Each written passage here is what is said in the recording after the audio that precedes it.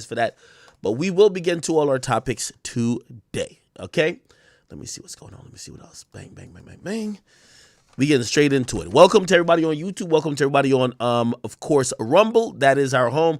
I need everybody, whether you're on YouTube, on Facebook, or you're on Twitch, just make a Rumble account for me, please. Because if you guys don't know, essentially half of the stream or a portion, let's just say that a portion of the stream will only be a Rumble exclusive, which means if you're watching right now on Twitch, if you're watching on YouTube, there will be a moment that I say, hey, I'm cutting the stream and I'm going straight to Rumble, and I'm hoping that if you guys enjoy the content that I'm providing, you guys will come over there, we'll kick it over there, okay? Again, I negotiated, I think, the best deal possible for us. You still get to be on Twitch. Salute to all my subs on there. We still get to be on YouTube. Salute to all the members on the Negotiator page. Salute to all the subs on the King Academics page. And also the Facebook pages as well. We still get to do what we want, but we'll give Rumble a little extra content exclusive to them, and they understand the whole game. I think that's a W for Rumble. Love Rumble. Dealing with them has been nothing but the greatest. You know, there's I communicate straight with the CEO. If I have an ask or a request, he's like, hey, we're on it, this and third. He's really communicative, and he's trying to get everything done for us, okay? All right, if you hear a little bit dogs making noise, that's my boy Pluto. You know, the attention whore he is. You know what I mean? Like, my dogs have been doing some real interesting stuff recently. They're biting all type of things they shouldn't bite. I just installed this invisible underground electric fence. However, I had to get my whole landscaping redone. I paid $14,000. Like, I'm being honest about what they ate my sprinklers. They bit all my sprinklers in my backyard, ripped them out the ground, dug so much till they found the sprinkler shit, bit those type. But you know, I love my dogs, so you know it's all good. But I had to pay $14,000 to get everything repaired. So right now, I'm not having them just run wild. So I put an electric fence, which also costs money. But hopefully, you know, my dogs got to live like kings. But I can't have them ruin all the nice stuff. They don't know what the hell they're doing. You know what I mean? They're young dogs. You know, they bite everything. They've been biting up my deck. They've been trying to bite the side of the house. They bite everything. But, you know, love my dogs, and we'll figure it out. So, yeah, I have I installed an electric, like, you know, like barrier that I could let them out, you know, as long as they stay in that area, because I got a big land. I have big land. I don't want to just keep them in one place. And I don't know. I'm not a dog person, but when you get a dog, you kind of grow in love with a dog, man. Like, you want that dog to have the best experience, and them being in a cage all the time. That's why he's spoiled, because now he's in a cage while I'm streaming, and he's mad. He wants to get out. Okay, but I can't babysit him right now. And my mama, if you guys don't know, my mama is really religious.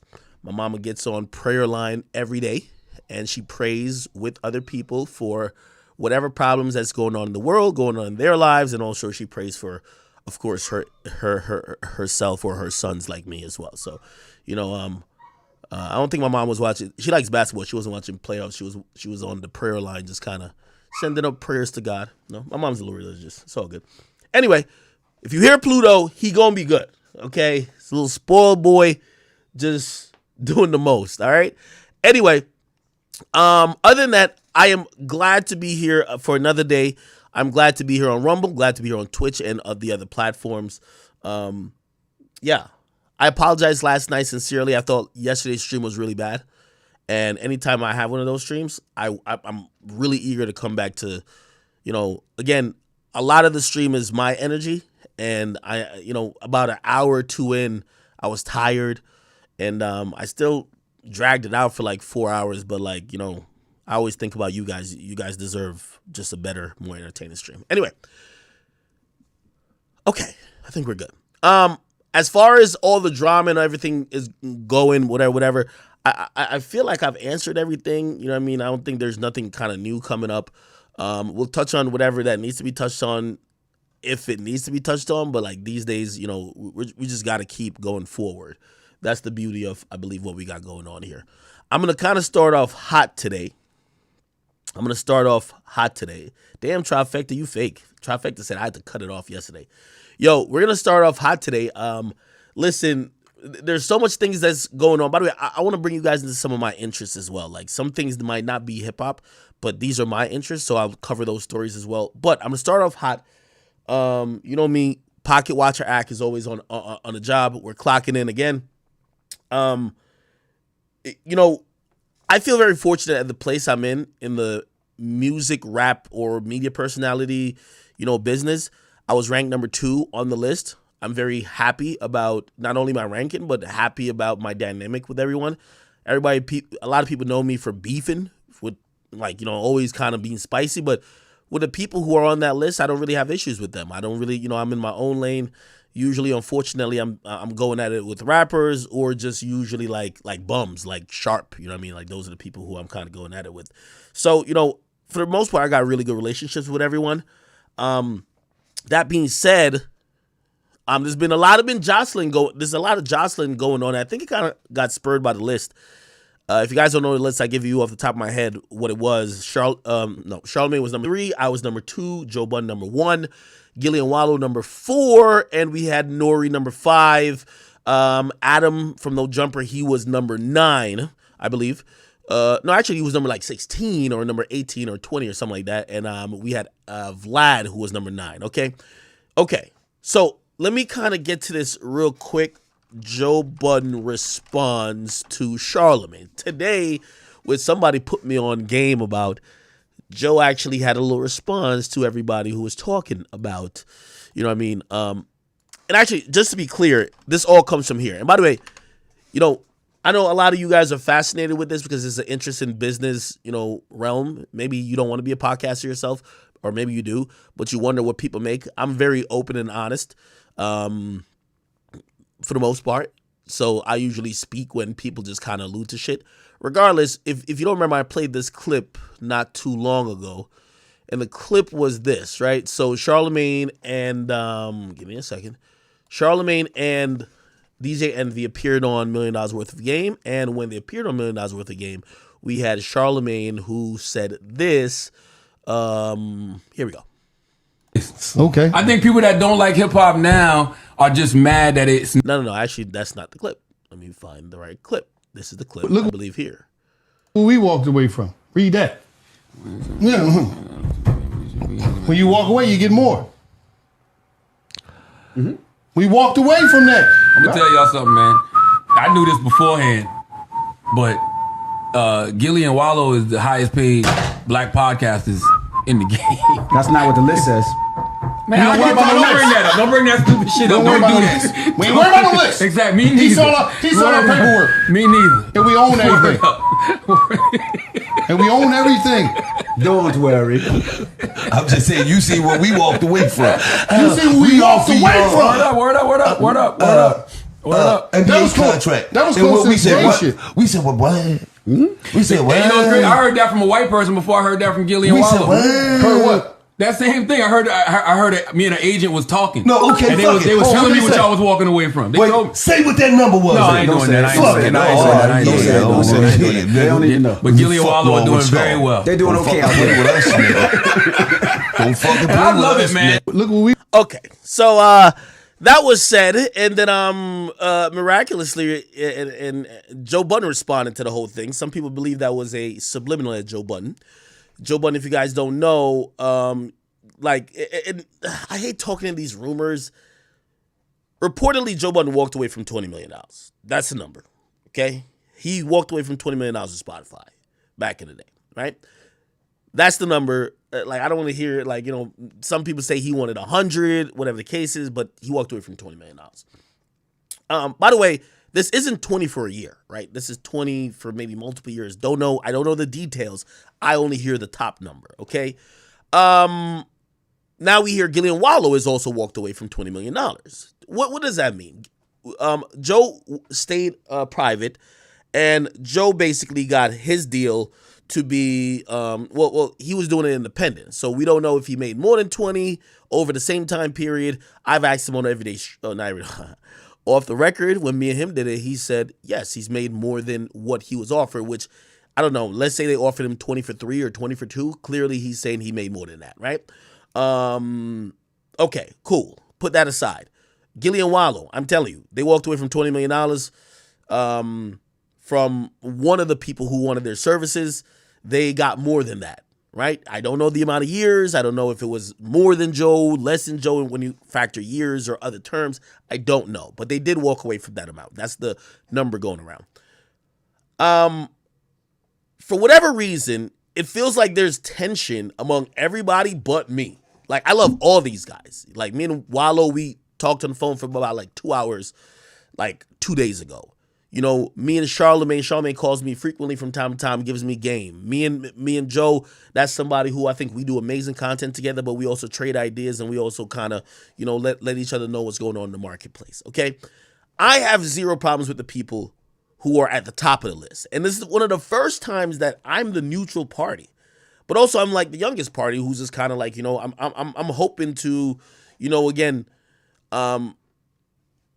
there's a lot of discussion to be had. Like, you know, I want to get to certain places that some of these guys have gotten, whether it's like Charlemagne has a late night show. You know, Joe Budden has been, you know, the de facto voice of the culture for a long time. And Gillie and Wallow, these guys, they have the streets and they have a lot of the youth as well. So, you know, everybody has their place. Regardless, while I'm not in any kind of beef or whatever with these guys, and they all kind of show me love, and I love and respect all of them for that.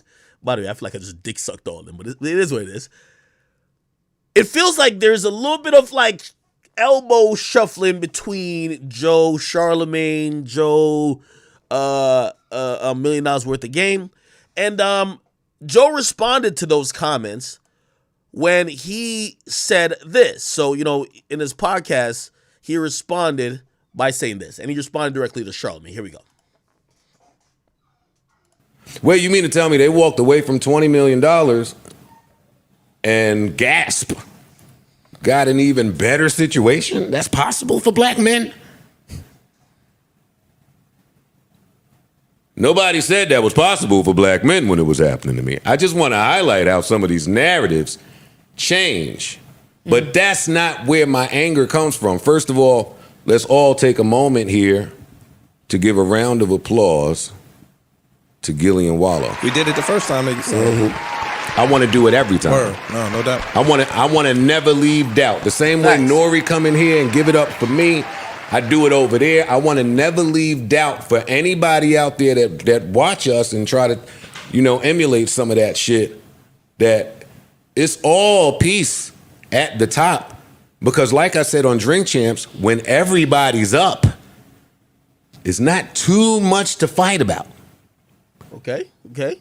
But that's not where my anger comes from. Talk about it, Joe. What's going on? Is that church music? That's not where my sadness comes from right now today.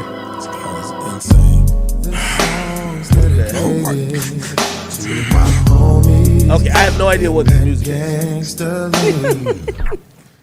Oh, well, all of these years, I've been looking at Charlemagne and I like Magneto and Professor X that just have some of the same views but different ways of getting there, different ideologies. Okay.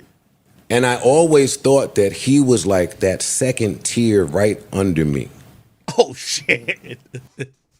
Yo, I don't know what it is with these guys. There's like subtle shitting on it. He's like, yo, I was like, if Professor X and Magneto, you can't say we're Professor X and Magneto, then you say, I always looked at him like he was right there below me. Yo, Joe, you devious, man. Come on now. I always thought that right after me was him. Because right the optics was him. Yo, Joe is a petty motherfucker. Made it look like that. But then him and Envy went up there looking doofy and goofy. And they just sucked so much dick that I had. Whoa. They sucked. Charlemagne was looking up to Gillie and Wallow in awe. It was like a light illuminating from them. What? And he said, they are the highest. And it hit me and I got sad. It killed a little piece of me to know, holy shit. Charlemagne is saying that Gillie and Wallow make more than him. Wait. Uh-oh. You mean to tell self? Wait, So we played the clip. We walked away from. Read that. Yeah. When you walk away, you get more. Mm-hmm. We walked away from that. I'm gonna tell y'all something, man. I knew this beforehand, but Gilly and Wallow is the highest paid black podcasters in the game. That's not Okay. what the list says. Okay. Let me ask y'all what y'all think that means. Do you believe when Charlemagne says that, Charlemagne means they're the highest paid people on the list? See, that's two different things. I understand, and I have a full understanding what that means. They're the highest paid black podcasters on the list, or podcasters on that list, which most people are black on it. Hear what I'm asking. When you hear Charlemagne say that, do you take away Gilly and Wallow are making the most money on the list, or do you take it that their podcast has the biggest deal on the list? What do you take away from it? Because I have a takeaway, and this is, I'll put my takeaway. I'll let y'all know my takeaway in a minute, but I'm gonna just chill for now and let this all play out. Okay. All right. Okay. Let's get back to Joe. I said to myself, Self,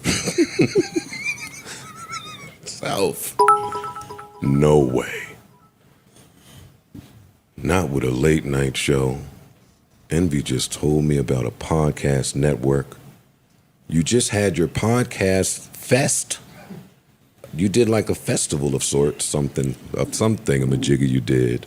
Thank you for the cheer. And by the way, if anyone either becomes a member on YouTube or also subscribes on Rumble, please let me know that I can make sure I read everybody contribution to the whole Chat Nigga Network. But thank you for the 1,000 bits. It's low best. He says, highest paid podcasters. Joe's is a musician podcast. See the God is good at semantics. I didn't get a master's in psychology for nothing. Okay? All right. Let's keep it going, though. Let's keep hearing what Joe said. Up there in Atlanta on fight weekend, didn't sound bright, didn't hear much about it, but I saw you had Just Hilarious, and I know how much I make for my pod. I just always assume it hit me like a ton of bricks. I said, Charlemagne don't have $30 million. Wait, you not in you didn't go home to get your big brother to come fight the fight for you because you didn't have enough money. Wait, that's why we are celebrating and you are hating. Sometimes you give information about yourself without you knowing you did. So my question to Envy and Charlemagne is, instead of telling me how much these two niggas make, tell me about what y'all make. I think I got both of you niggas beat by laps. Tie them up together like the number 11. I think I got you, even though I'm only paid about $21,000 a year. Thank you to Kevin on YouTube. He says, they obviously throwing shade at Joe. Do you believe that those comments were throwing shade at Joe? I mean, I'm just asking. By the way, I think we all kind of have I know I openly kind of have conversation about just what's going on in, we're blessed to be at this position where black media personalities, whether you have a podcast or not, or you just have a platform, you get to be at the seat of these tables. That's really dope. So, I have these conversations. I'm always bigging people up, but I have these conversations. I don't try to have these conversations to shit on people, because anybody I would want to shit on, they're not in these lists. This is great. This is why I be having fun when it comes to this, because put it like this, the only guys who would be even close to that is Ruri and Mealy Mall. They're bums. They're done. Their career is over. Sharp gets paid $200 an hour. We not Sharp can't talk. The conversation we're talking about is people getting millions of dollars per year for what they do. Sharp is getting $200 an hour. I'm not talking about him. The other dudes who I be thinking I'm beefing with, I'm not talking about them. This is like everybody who's in this bracket, I have no problem with. So I talk about it, but I big everybody up. But when it comes to Joe, like I don't know what it is. I think Joe and $1 Million Worth of Game, there might have been a little bit of like friction at a point.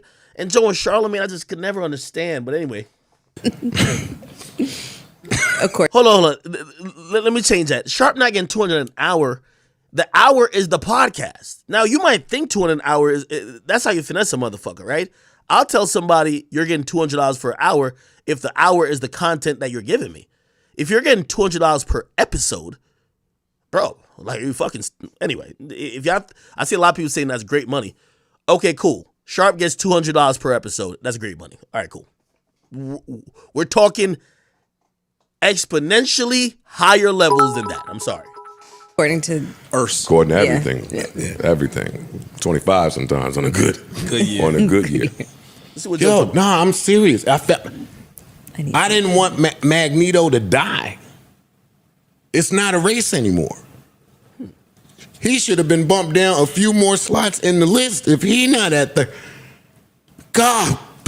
And he would have gotten away with it, too, if it wasn't for those meddling fucking kids. Now, to the other notion of highest paid podcasters, well, how do you know? Clearly, I think I've done a masterful job hiding the accounting.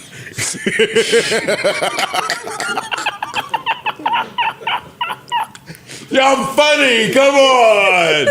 Come on. I'm just saying, how do you know? Now, if you niggas are over there trying to come up with a new list of highest paid, count me in. I'm coming. Whatever metric we're using to do this. I'm there. We can keep it a secret. We can not tell nobody. Can I interject here? Because you know me. I love me some... Listen. I love me some pocket watching. And this would be a very interesting list. He's saying if we're talking about a new list where it's all based on what people are making, he says he wants to be a part of it. Now, I have a bunch of questions to ask about if this was going to be a list, right? Because I might be interested in that list as well, okay? First of all, are we only talking about earnings from a podcast? That's very big. That's very big to know, right? When I said that Gillian Wallow are the highest paid podcasters, because I believe they have the biggest deal of any black hip hop podcasters for a single podcast. If we're talking about media personalities making money, if I was ranking media personalities making money, oh, my list is way different. Way different. Way different. But I let him go. Let me hear. What? I'm down for that. No, you're not. Shit. All right. If we putting a new list together, y'all can't assume where people are on the list. If we put a new list together, I want to come. I'm coming. I'm at the top of that one, too. Do you think that people get offended, like I said earlier, when you talk about you know how much niggas is making, that could ruffle feathers? That's a thing that you go out, I know how much you niggas is making. You say that a lot. Well, I'm wrong, because I thought that Charlemagne had $30 million or $20 million. He might not have no $1 million. He might have no might be. I mean, I don't want to. It might be many million. Can I? Like many. Would you answer this question? And I know I don't want to take us to down another whole pause, but where that shit derived from with you and this nigga? I don't. Okay. Can I add it on that? If this was about who made the most money in media, I think this whole list would look so ridiculous. I'm also here to disagree with Joe. I don't think Joe's number one on that list. If it's about who made more money in media, I'm telling you right now, if that's the list, me, Adam, and Vlad are top 5. I don't want to hear what nobody's saying. I don't care what because we make more of platforms than we probably make for, like, I make more of my platform than I make for my podcast, clearly. And I got a big ass, pretty decent deal for my podcast. So, like, again, if you add in Adam's porn shit, where he's probably getting $1 million a month, like, do y'all really want to compete with a nigga making $1 million a month for slanging cock? Vlad's making a shit ton of money. And Vlad know how to work his expenditures. He's not spending that much. Most of what Vlad's making is based on platform and a catalog of 20 years.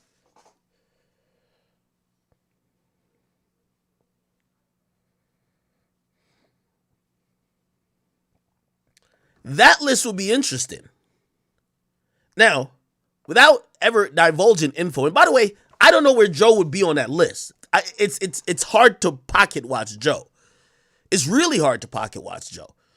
Because as much as Joe doesn't fuck with certain shit, Joe is a smart and shrewd businessman. Joe is like independent, but Joe got to deal with Patreon, and he also got to deal with AMP right now. From what I'm hearing, AMP is giving out little bags. So you can't really judge how much Joe has. Joe might be getting more money than we think. Then he owns his podcast. We don't know how the numbers fall when it comes to that. Now, as it relates to Charlemagne, man, listen, Charlemagne, again, I will, out of respect for his privacy, I will never say certain things. But I will tell you this. Charlemagne has been very open with me when it comes to business, especially when he hears, Axe finna make a move. If he's talked to those people, did business with them, had negotiations with them, he'll call me and be like, Axe, this is what they wanted to give me. You could use that information and go however you need to go. Charlemagne's getting a shit ton of money. And what I mean by a shit ton of money, he's getting offered the top of the top dollars when it comes to media. That is the truth. Charlemagne, I believe, would, in my opinion, still demands that because of everything he's done in media before. Not only that, he's an author. Not only that, he has a late night show. Not only that, he's the head of a podcast network. Not only that, he's working on some shit with Audible with him and Kevin Hart. Not only that, he owns like a bunch of franchises of like fast food. Like he's someone who, I think if we're looking at the amount of money that Charlemagne gets, Charlemagne has just always been a cheap fuck. Like, and I think he would admit that. There was a time I used to listen to Charlemagne religiously. He used to tell his fans or tell the audience that he was driving like a 99 Jeep Wrangler. You know what I mean? This is when he's getting paid millions of dollars. So he was doing the Kawhi. So again, I think sometimes people might, Charlemagne never leads with money. But I'm going to be honest with you. When he was up for renegotiation with iHeart, from what was being said in industry circles, everybody who tried to bid for him was offering top dollar.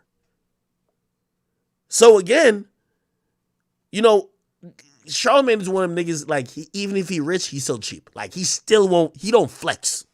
He cheap as a mother. And every time you talk to him about it or you hear him talk about it, he'd be like, yo, I've been fired like 5. He'll say all that type of shit.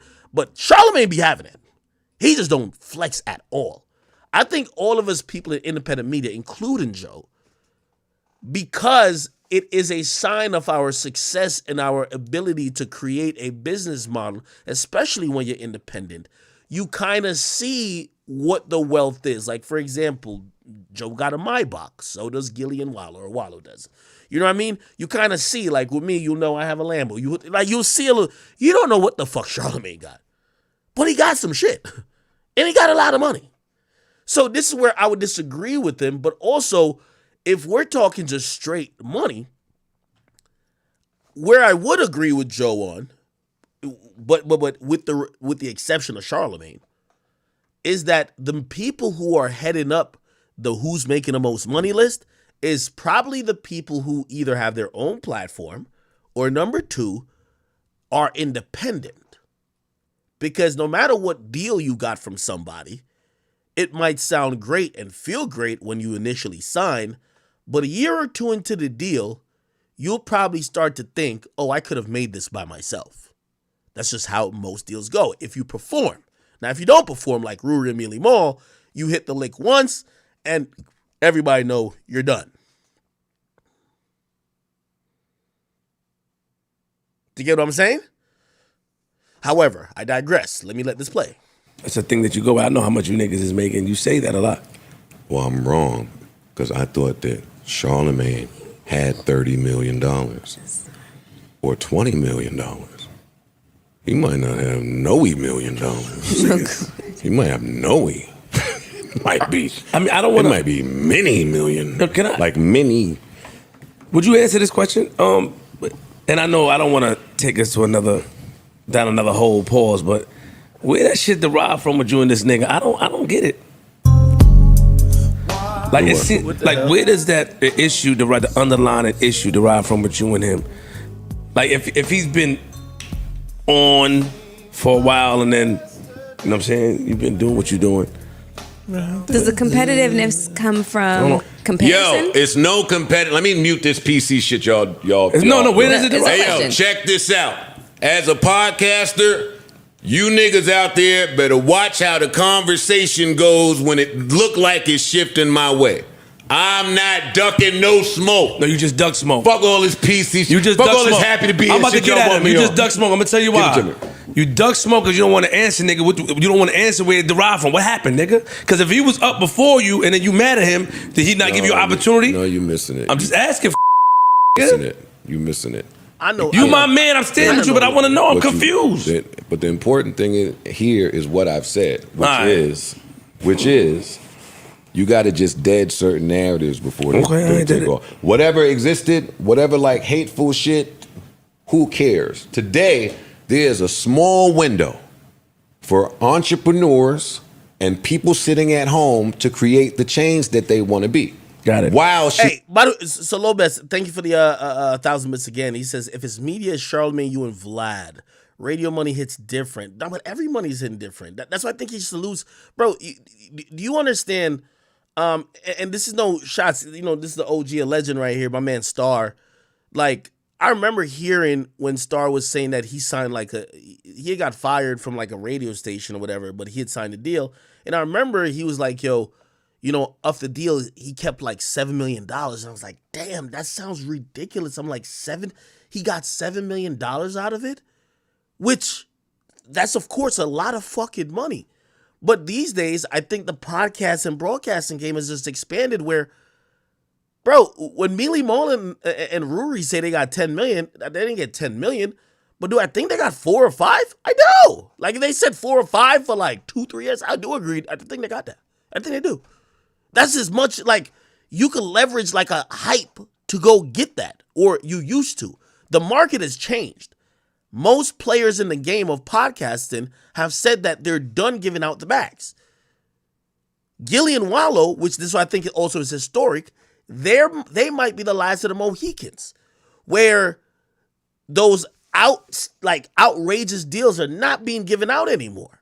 Everybody is starting to say, we want to look at the field and reevaluate. That's just what it is. So, again, it's kind of astonishing when you hear that fucking $20 million is even a realm of possibility for Gilly and Wallow. You get what I mean? Someone said Joe got offered $20 million a long time ago. That's the difference. Well, I think that works in his favor, right? When Joe got offered $20 million is because they were just starting to spend. They didn't understand how competitive it was. These days, like for example, Gilly and Wallow, they stayed with Barstools. Every company wanted them. They probably met with Amazon, Apple, Spotify. They probably met with everybody. And everybody had a bid. Shit, I ain't gonna lie to you. I told y'all this. I was very upfront about it. Like, I got a couple extra joints off of, you know what happened with my deal? There was 2 companies going back and forth. This company offered this day. 2 days later, the other company come back with another offer higher. I go to the other company, meet my lawyer, my agent, say, hey, this is what the other company is going for. What's up? What you got to offer? They say, let's think about it. 3 days later, they come back with a higher offer. They're doing bidding wars. So when So when Joe got offered the 20, there wasn't a market. So what I'm trying to say, if Joe Budden's podcast was as hot as he was when he got offered that 20, Joe would probably get 40. That's a fact. I'm telling you, that's a fact. If Joe's podcast was as hot, and I'm not saying it's not hot now, but if it was that timing now, or not now because everyone stopped giving out those deals. Let's say a year ago, and he's a free agent a year ago, he gets 40. Why? Because everybody's competing. The market dictates what's going to happen. So, again, I think he brings this up also to say, all right, yo, I'm not hating on Gilly and Wallow. Good for them, but I walked away from 22 before they even got that even offer. And the market wasn't even established when I had that offer, right? I think what's happening now, he then tried to shift the conversation to Charlemagne. I just think Charlemagne I don't think he's ever tried to make money as a podcast. Like, Charlemagne has never really embraced this internet era in terms of streaming or podcasting. Yeah, they put up the Breakfast Club clips. He's still a radio dude. He's a radio, TV, author-ass dude. You know what I mean? He's not trying to, let me build a YouTube channel and try to get it in. He's not the guy to do that. And I'm not mad at him for not doing it. Remember what I said about Angela Yee? The nigga spent like 15 years on radio. Why the fuck would you abandon that to be a YouTube dude? I spend so much time on YouTube that, remember, as soon as Twitch started acting up, I said I'm getting all platforms, and now I'm going to be streaming on YouTube as well. So it is what it is. All right, let me just have them play this, then I'll kind of wrap this up and we move on to the next topic. Come on. Shit is happening in front of them. That's the focus. It's not him. We celebrating Gilly, Wallow, me, Nori, you, math. We celebrate. There is no time for none of that other shit that niggas is on. Maybe before, see, you gotta understand, maybe before when, that crab's in the bucket, oh shit, crab's not supposed to be. Maybe it was a little bit of that where you fight because everybody trying to get to the top and you fight, and, hey, fuck that nigga, and opportunities, and maybe some of that exists. But today in 2023, everybody, the cream should have risen. There is no need to hate anybody. If you're not trying to hand out the information or help, not just look like it, but really some life-changing generational wealth, invest, type shit, then move. It's a distraction. I told y'all, my plan is 50 years old. I got a plan. I don't have time. This is the highest pay. Well, wait a minute. Y'all can't be talking to me because I'm not paid by nobody. It's the other thing. It's just words. I know what they...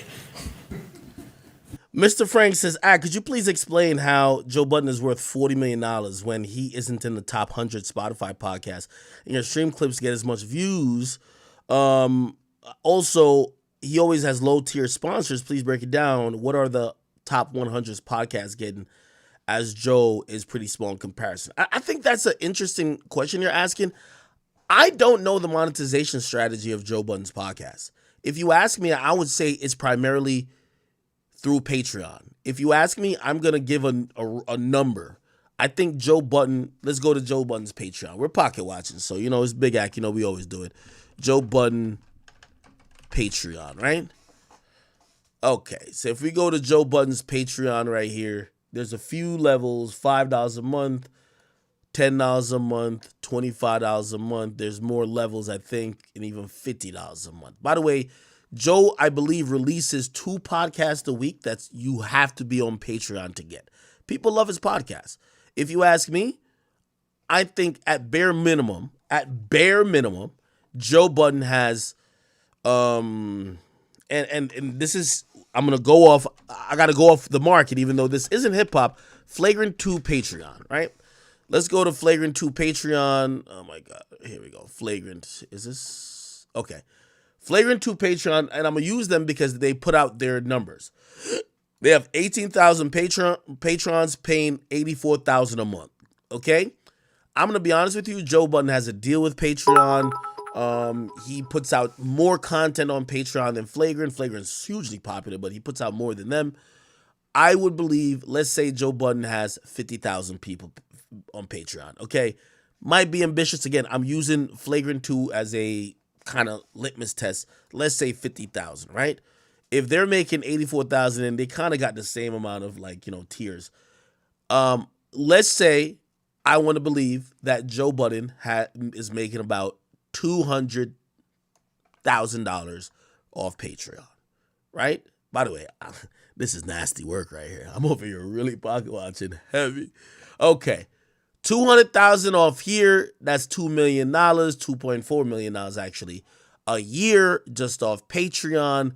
Let's go to, what is he doing ads? Is he doing crazy ads? Is it big ads? Is it big sponsorships? Is Cash App still there?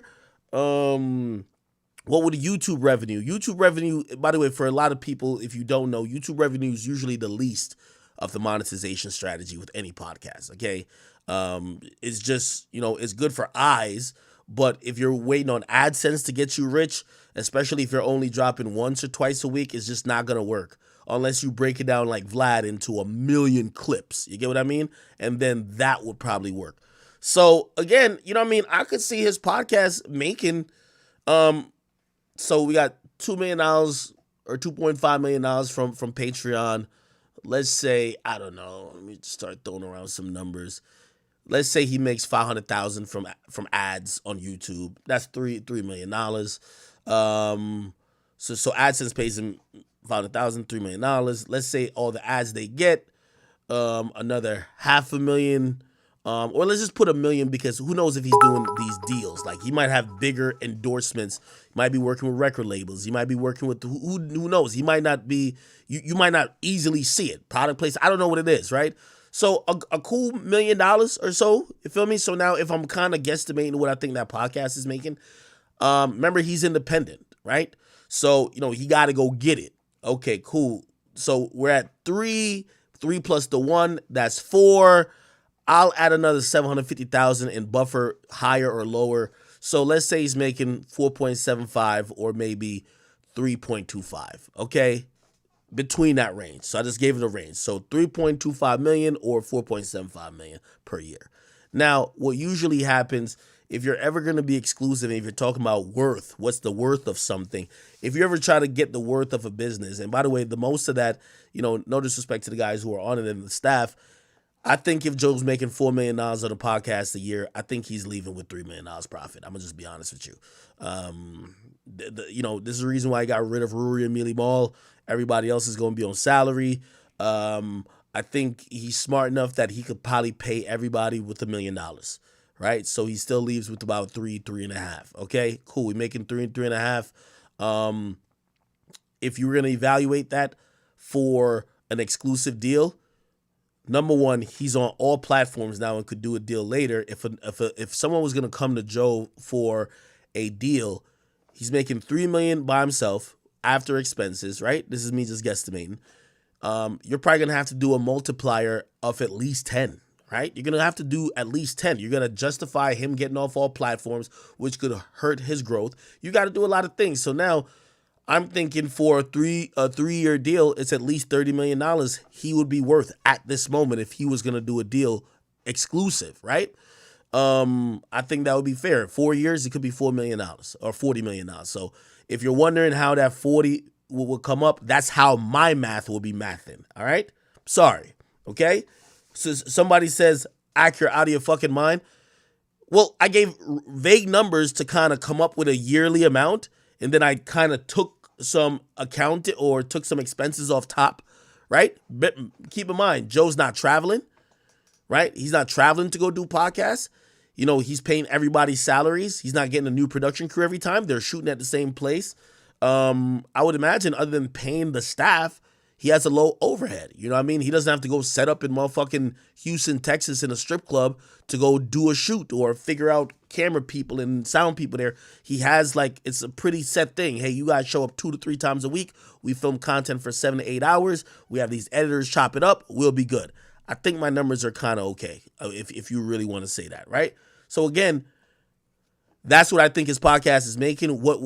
Again, let me tell you how the exclusive game goes, right? In the exclusive game, if I could make, just think about Joe Rogan too.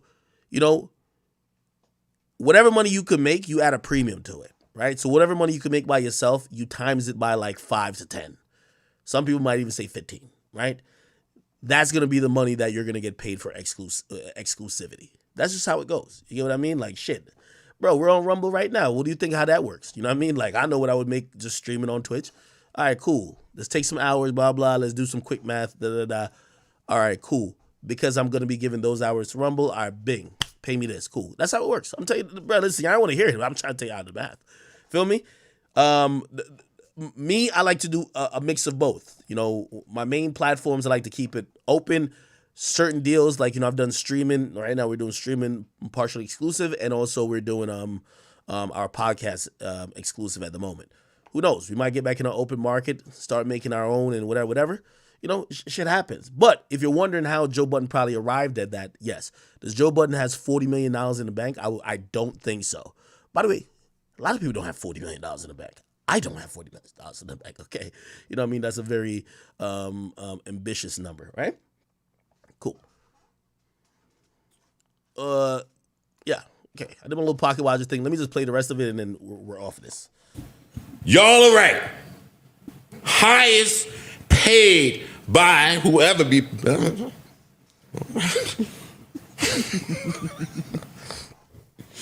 I don't. You feel me? You figured it out? I hear you. I'm not. It's. Got it. Okay. So yeah, I'm not sure that they was talking to me. I hope they wasn't talking to me. Now, That's a good one. we pour out some Hennessy for Charlemagne, because he ain't got no millions. Hold on for a second. Nigga told on himself. That is. That's not true. Their beef is so petty, that's not true. Honestly, though, hey, Charlemagne, call me, man. You did all of the 10 years, best morning show, all of the best viral moment, interview, Ray J. Feminine, and they make more. Create the fucking change, or you will be a slave to that infrastructure. Is just my very consistent point. That's crazy. I think we had a full circle. Ooh. Okay. I think we had a full circle. How we came in, we talked about how the Atlanta look is different. The Atlanta look is different because they all complement each other and they all be working as a Yeah, they unit. not doing this. The New York rap scene, the New York hip hop scene. Joe, I kind of ended with saying this. I don't necessarily think Envy or Charlemagne were trying to hate. Joe, like when you come on my podcast, or like, you know, even when I come on yours, or when you've been other places, you talk the field. When you talk the field, you talk the business. By the way, that's a great thing, Joe. You're one of the people who have been the most open and taught people, even like me. I always say I'm glad that you've taught me things about the business of podcasting, because before I wasn't even interested. Okay. And I think you comment on the field or other people. Like I remember before I had a podcast, you did the Call Her Daddy breakdown. You laid out your gripes against Spotify, and it was very open. You showed people and taught people about a business and a sector of the business that they didn't even knew exist. Because such is the case, people like me, or even say Wallow and Gilly, or when other media personalities get together, they have similar conversations. I don't think they're shitting on you. Joe, you're the podfather. You get what I mean? Without some of your bold moves, whether we agreed with it or not, it also helped establish and also bring other people into the fold. Again, I don't think nobody was shitting on you saying you were broke. I think they were probably reacting to, me and him, we had a conversation on this podcast where, I was doing the pocket watcher thing, and he was saying, hey, don't be so liberal or generous in thinking some of these guys are making as much money as you think they are. They're actually not. And I think maybe those people, or whoever, felt that stone, was probably saying, we are making that money. And I think they were trying to also clarify. So I don't think they were taking a shot at Joe. The great thing here is I think Joe's making a lot of money, right? I'm fortunately doing okay. You know, Adam's making a great amount of money. You know, Vlad, Gilly and Wallow, they have done amazing things in showing what the podcast game and just negotiating off straight podcast. They're not doing 20 things. Like, I mean, they do other things, but like that podcast is their main thing. Shit. And even Drink Champs, salute to Nori. If you guys don't know how Drink Champs happen, they do their deals differently. They're one of the only people these days that they'll cut a deal for their video separate from their audio. Like, for example, with Off the Record, Spotify has rights to the video with audio and also the audio by itself. With Drink Champs, Revolt owns the video and Interval through Warner owns the audio. So two different companies have rights off of different pieces of the content. So they got some millions there and some millions there. I think that's genius as well. Congratulations to DJ EFN and of course Nori. But you know, I hate to see if there are shots taken at Joe, because I do think, you know, if I'm Joe, I would look at like, you know, without me, like, oh, y'all niggas wouldn't even be doing all this podcast and shit, right? I get that. And you know, I understand like people like Gilly and Wallow or even like Charlemagne, because Charlemagne don't be talking a lot of shit, man. Like Charlemagne he kind of sits out a lot of this stuff. And one thing, you know, me talking to Charlemagne, I've kind of figured out, you know, if you're looking at viral moments or, oh shit, nah, Charlemagne just clowned this dude or gave this person dog in a day, it was crazy as hell. If you're looking at that to kind of make you feel like Charlemagne is succeeding, you don't know where the heights of success could be. You get what I mean? Like, you know, Charlemagne is on some of the lists that, bro, I wish I could get on. You know what I mean? It's like, I seen Charlemagne on a list for most powerful people in media. Like, yeah, they made this list right here. I'm still figuring out how the hell could I get on there? Look at some of these people. All these are executives. Like, these are executives, and like, look, you see Charlemagne right here. Like, if you think this is not worth anything, you know, sometimes the lens that we look at shit from is, are you hot on the black people circuit? Like, you know, they look at me and they be like, yo, yeah, he's hot with the kids, which is cool. But then there's so much more to the world, right? You look at this and you're like, bro, how do you become one of the top 35 most powerful people in media? You're on the list with people like Anna Wintour. You get what I mean? Agnes True. Like some of these people, like you're on the list with Stephen Colbert. You're on the list with, you know what I mean? Again, I want to be on a list like this. Anderson Cooper, Don Lemon, right? Don Lemon just got canned recently. I ain't gonna lie. Jimmy Fallon. Why they put Questlove? It's the Questlove though. Look at some of these names on this list. Like, you're not gonna see too many faces. So while we all argue about the list that Complex made, Charlemagne's also on a different like list with Sean Hannity. You know what I mean? And Chris Hayes, Rachel Maddow, right? Lester Holt.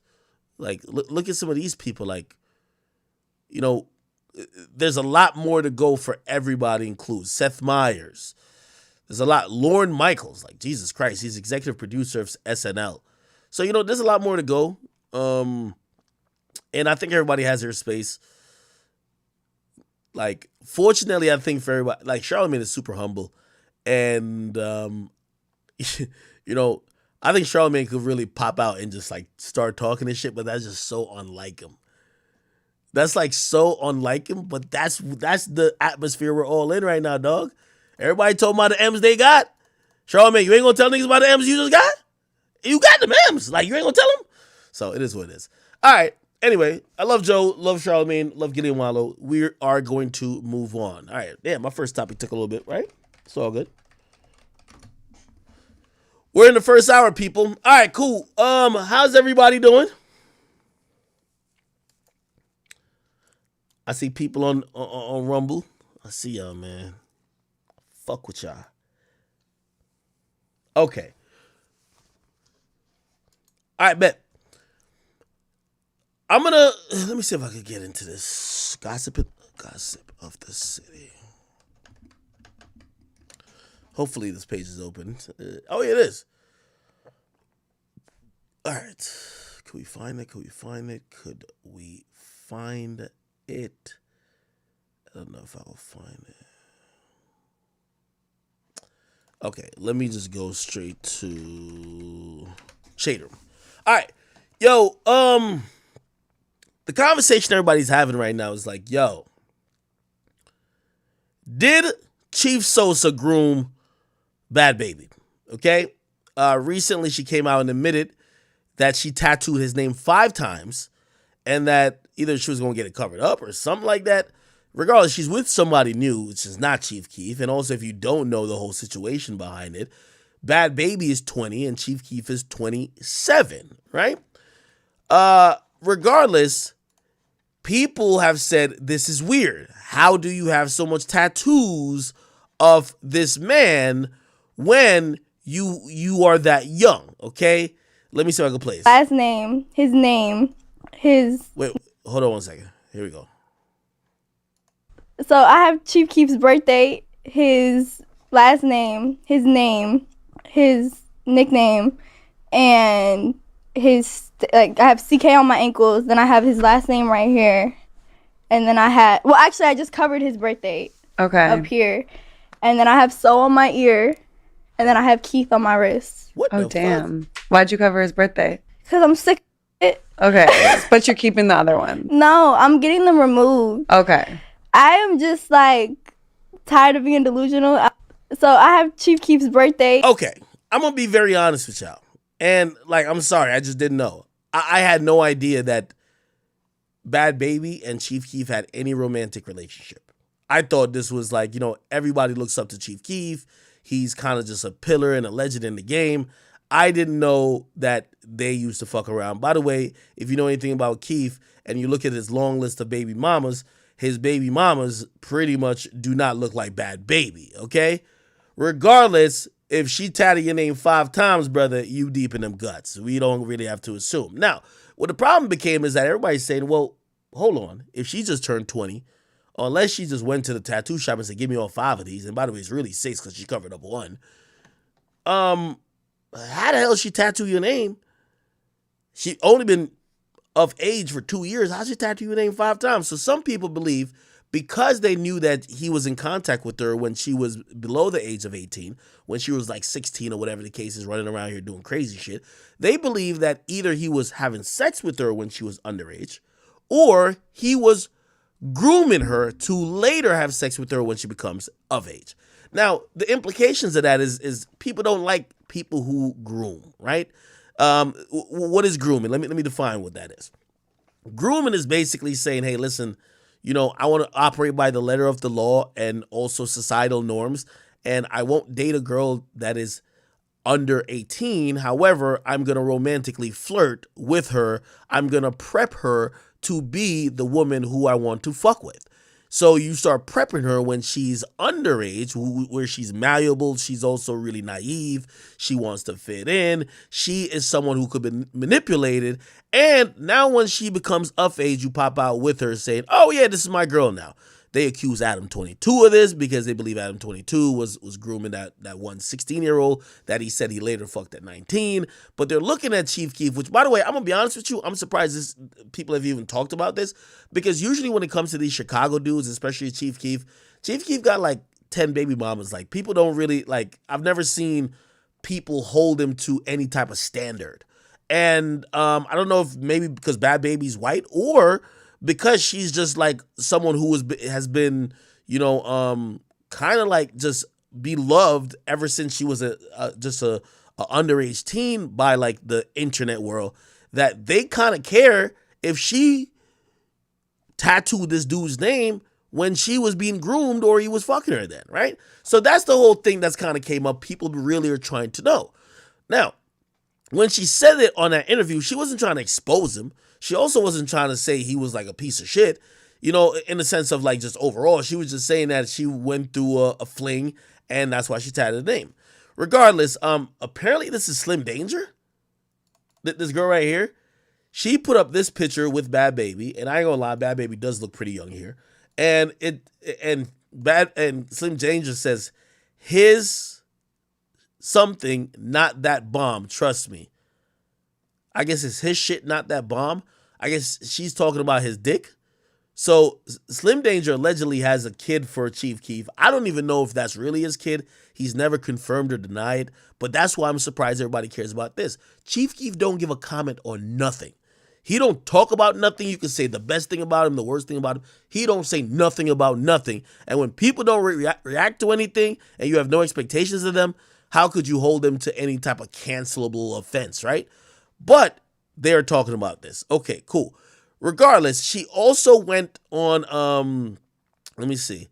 She popped out on Twitter trying to give it an explanation because people were looking at Chief Keef really weird. Also, before then, she popped out on a Instagram live where she was kind of talking about the whole thing. This is what she said. It's mad crazy and mad disrespectful and just looks really bad on me. And I hate like that because, like, what the is even going on? Let me make something clear today.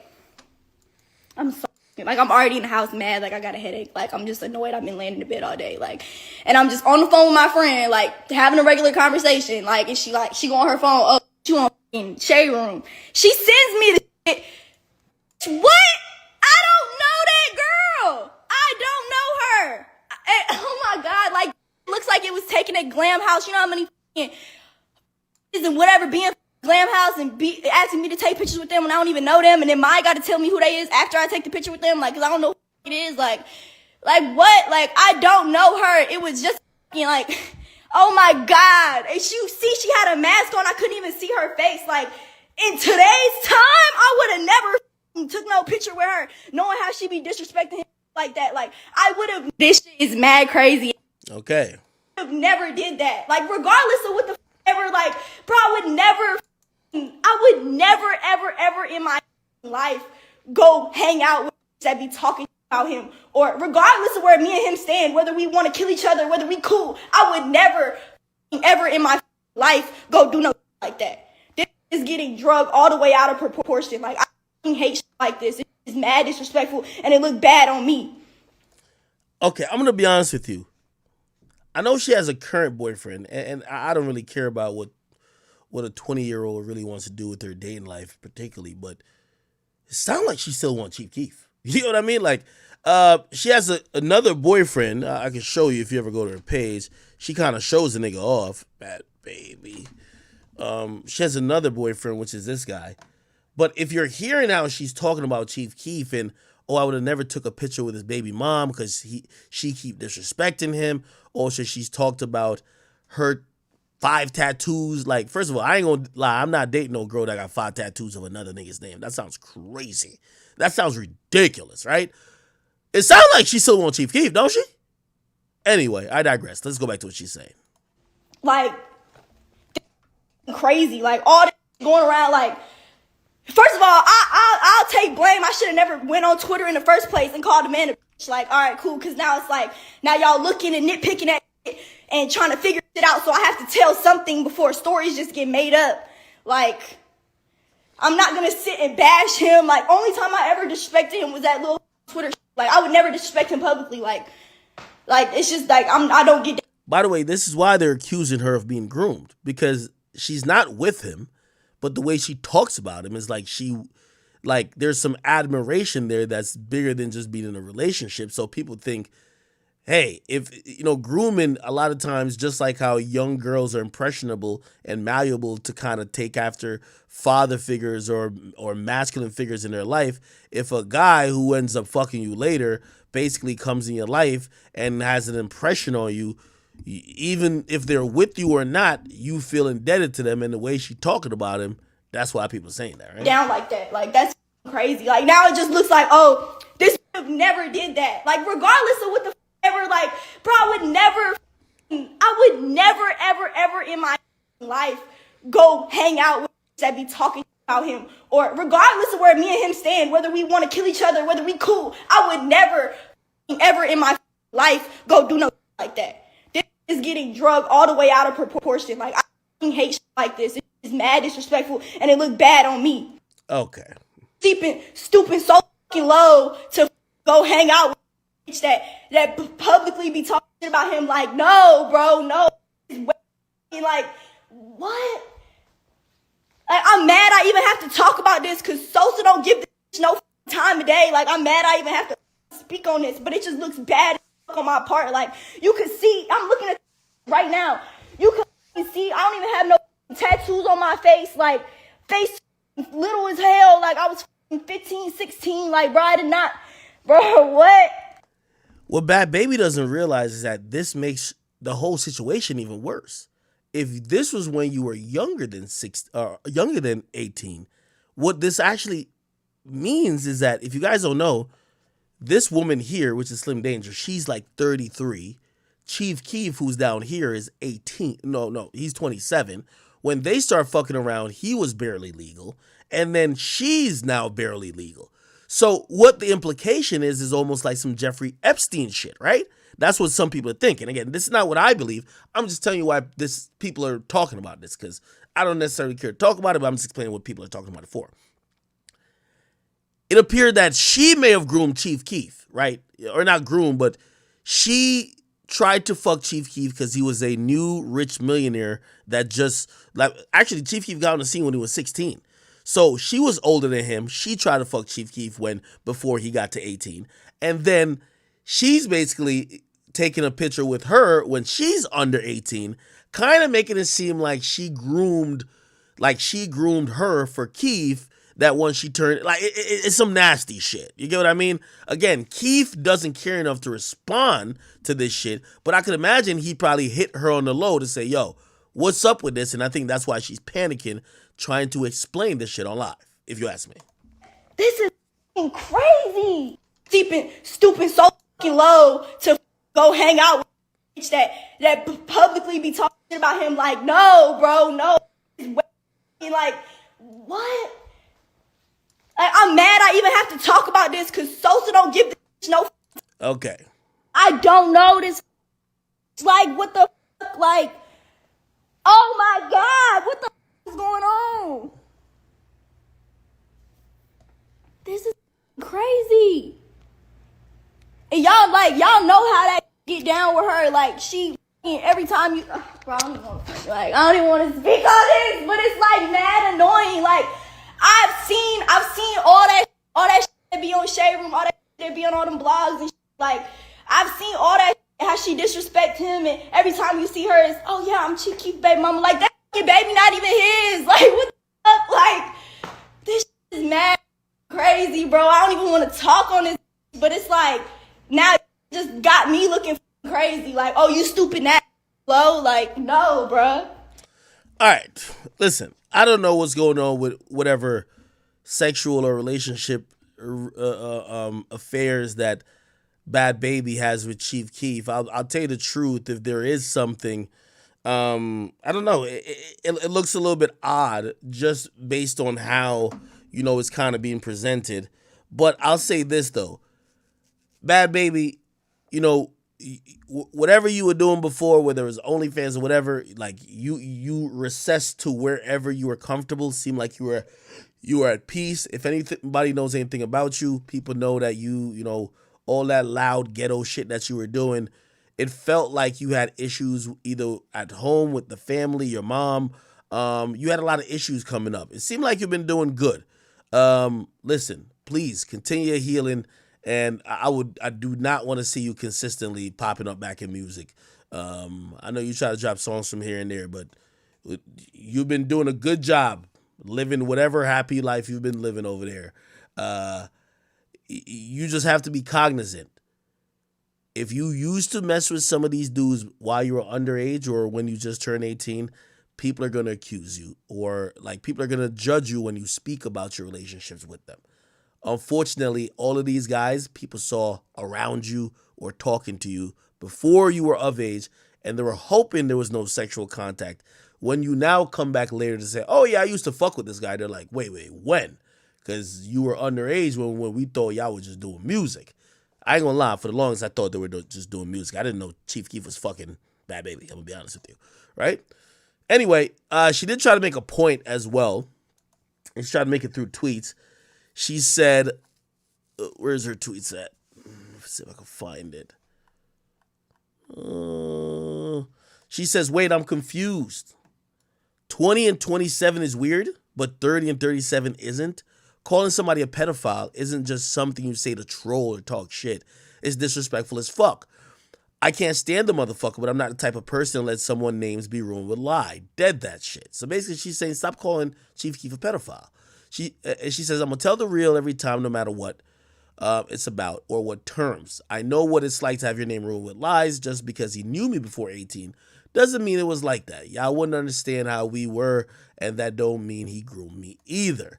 I'm in a new relationship now and happy as fuck. I don't care to keep feeding into the bullshit. But me and Sosa characters got played with badly today. I'm not okay with it. He I wouldn't do no spiteful weird shit like that. I was more mad about how I looked like a weird bitch. I let y'all in on some of it because I fucked up and I called him that on there. Then I had to let y'all know something before because I started putting 2 and 2 and getting 5. If I don't, I fucked up. Shit would have never escalated to this. I wouldn't had did that from the jump on some drunk mad shit. So I have okay. Again, clearly she's just trying to pick up for him. What's the truth behind it? I'm gonna be honest with you. Like respectfully, I rather not know. And when I mean I rather not know, I know that some of these rappers, I'm gonna just be honest, I just rather not know. You know what I mean? Like you heard a lot of stories about this young woman when she was younger being around rappers, and you would hope it would be on the up and up. Anyway, I digress. Let's move on to some other shit. What else is popping? Hey, I definitely want to send some healing energy.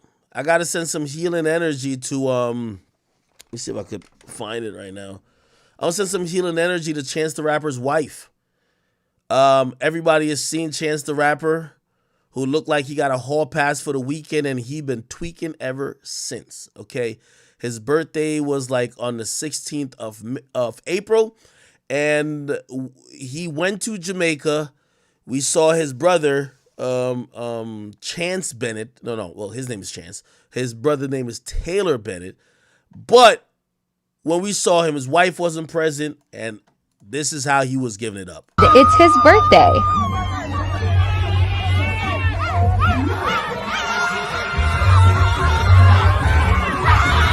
Let me tell you this, and I know I got some women in here.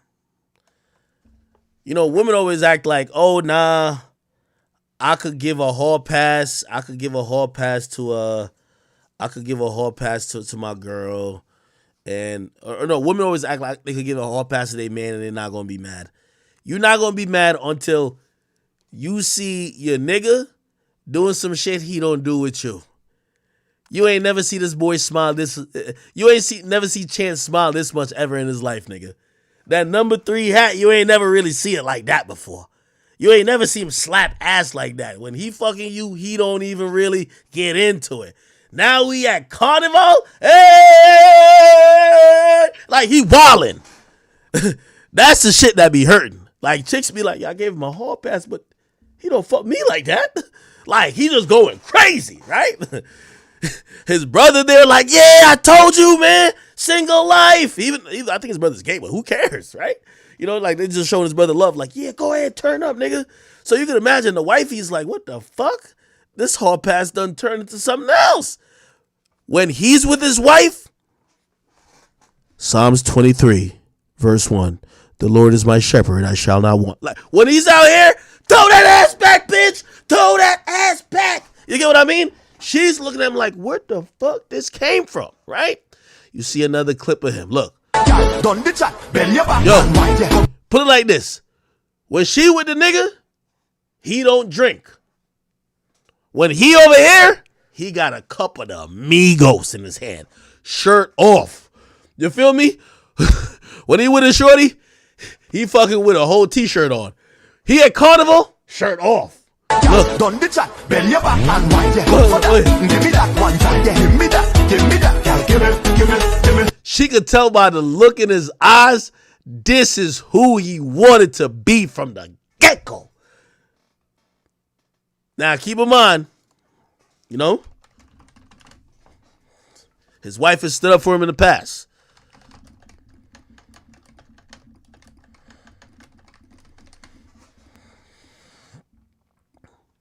Y'all remember his wife with this? Y'all really be reaching. And he's never going to address this, but all I have to say is we were literally at an event all night last night. Not last night, the night before last. Until late. We were celebrating. So sometimes she on accident.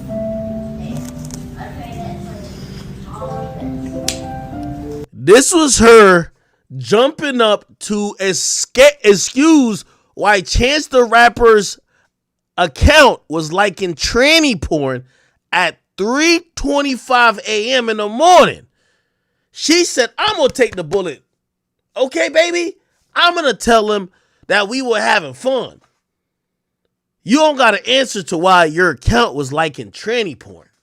So she took the bullet for it. She took the bullet. You know what he doing? Give me that, you look so fine. Done the chat, bend your back and wind your come for that. Give me that one time, yeah, give me that, girl, give me. You get me? Now, you could imagine, she's probably looking like, what happened? It was just the other day that he was making songs like this. This shit was I love my wife. I love my wife. Let's go ride a bike with my wife. My wife's real young, my wife's real small. Let's go to the beach and play with a beach ball. Praise Jesus, God, and my wife. Let's go to the beach and ride a bike. Ooh, I love my wife. I love my wife. Ooh, I love my wife. She is so fine. Yo, I think Chance has realized this hip hop, man. Ain't nobody got time for no I love my wife tracks. He back on his bullshit. Come on, come on, man. Come on, man. Chance the Rapper said it's his birthday.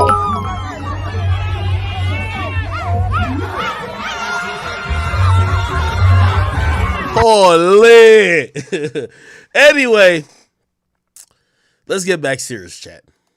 His wife posted a cryptic message to her Instagram. And y'all tell me what this means, because I was confused even posting it.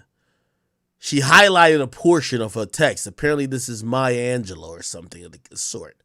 It says, every human has paid the earth to grow up. Then she highlighted this part. Most people don't grow up. It's too damn difficult. What happens is most people get older. That's the truth of it. They honor their credit cards. They find parking spaces. They marry. They have the nerve to have children. But they don't grow up. Not really. They get older. But to grow up costs the earth. The earth. It means you take responsibility for the time you take up, for the space you occupy. It's serious business. And you find out what it costs us to love and to lose, to dare and to fail, and maybe even more to succeed.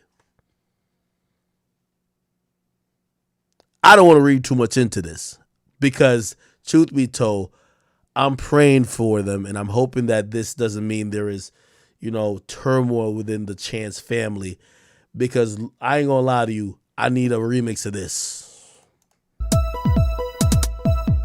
Ooh, I love my wife. I love my wife. Let's go ride a bike with my wife. My wife's real young, my wife's real small. Let's go to the beach and play with a beach ball. Praise Jesus, God, and my wife. Let's go to the beach and ride a bike.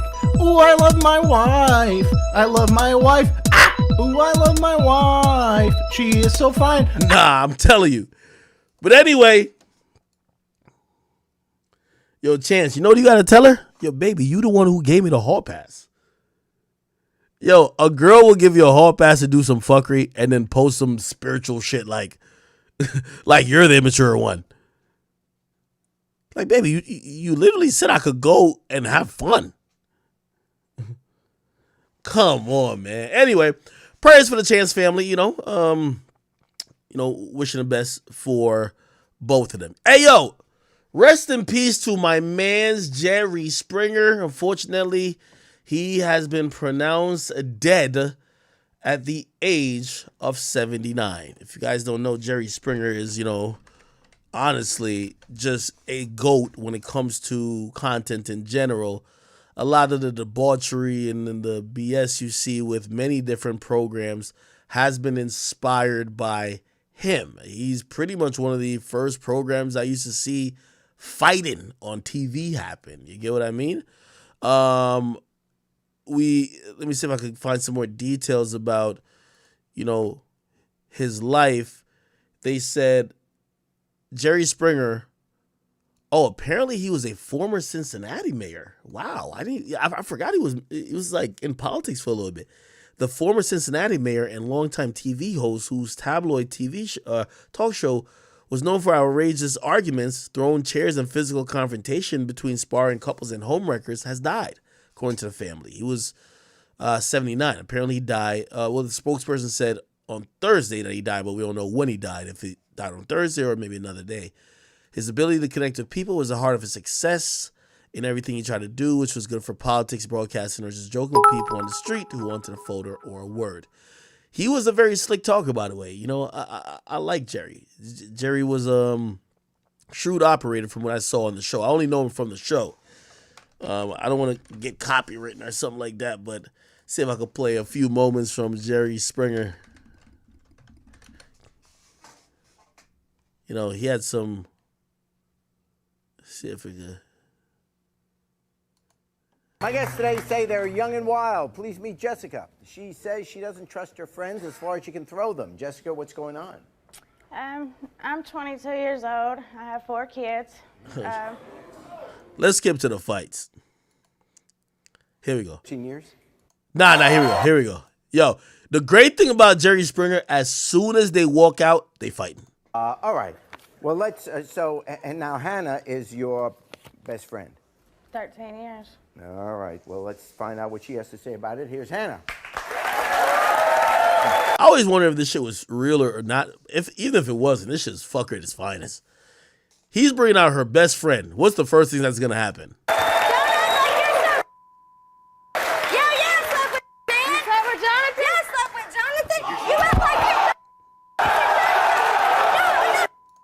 You know the funny part about it? Jerry was always the chillest person. Look at everybody's face. Look at this motherfucker's face right here. He's like, shit, I'm getting my money's worth. Look at this nigga back here in like this whatever blue shirt or whatever. He was just like, oh shit, turn up. Look, everybody's whatever. Jerry's just calm as hell, like, oh word, okay.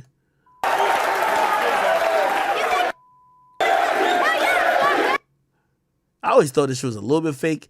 Why not throw the shoe at the bitch? Why do you throw the shoe out the way? Throw the shoe at the bitch.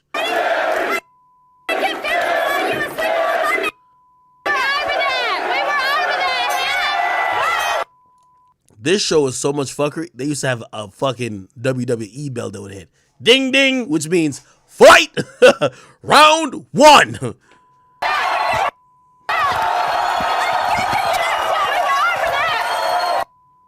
Now, we got to watch a fight compilation on behalf of him. Fight compilation. Shout out to my boy Jerry, man. Rest in peace, my boy Jerry, dog. Best fights. Here we go. I did such a... Oh, shit. Nah, she caught back and slapped the taste out of her. There's such a... Oh! You stupid trashy... Yeah, I did. Yeah, I did. You're making yourself look like an idiot on national television. I don't give a Whatever happened to all these people? Like, this before the internet was popular. Like, they were probably stars back. Yeah, look at Jerry walking off on the side. My boy Jerry just walking off on the side, just cooling, man. Cooling. He don't care. Yo, they got the bell ringing. One thing with Jerry, too, the fights be happening, the titties be coming out. They barely even blurred it. They was like almost trying to let you see a little something, something. You hear me? Matter of fact, they used to promote that you could see the unedited version. Damn. Oh. Did the ponytail just come off? You're a fat pig. Oh, nah. Oh, shit. That's that Christian Rock. Yeah. Good. Damn. Nah, they going in. They scrapping. Who would wear a wedding dress to the Jerry Springer show? Is this a nigga or this is like a transgenders before transgenders was popping, right here. Wow, you're so. Oh! So what's up? We too close to Jerry. Stay back there. I mean, you already know how she is. She a hoe anyway. She a hoe.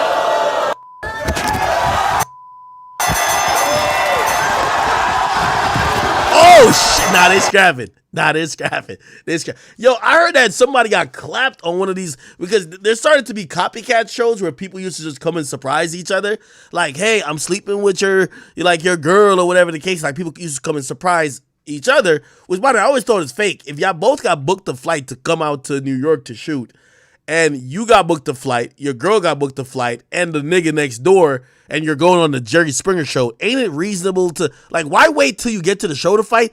Beat the nigga's ass in the hotel lobby. You know he smashed your girl. Why the hell are all three of y'all coming to the Jerry Springer show? Like, bro, y'all probably all on the same flight. That's what I was always thinking about.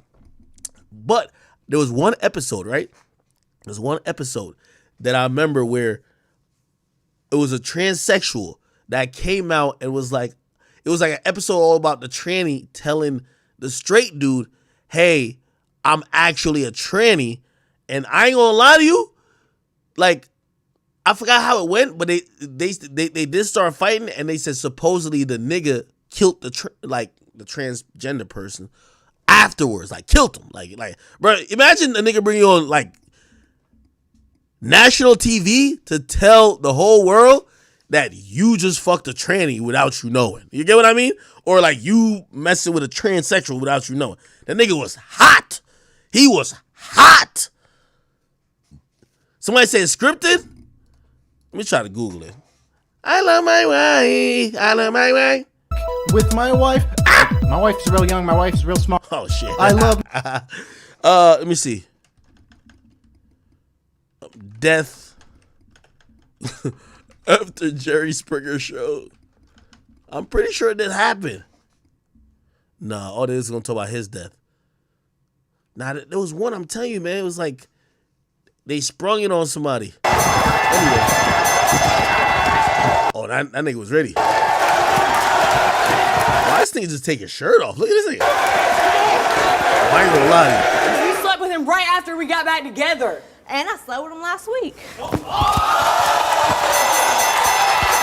Yo, look how everybody's so thirsty for a fight. Look at everybody's face. This is the epitome of like, yes, we want to see this. Ain't we as human animalistic? Look at everybody's face. We're watching humans fight over some shit that, if we're imagining is real, people's feelings are hurt, this and third. We're watching them fight and everybody's like, yes! What the hell? Oh shit!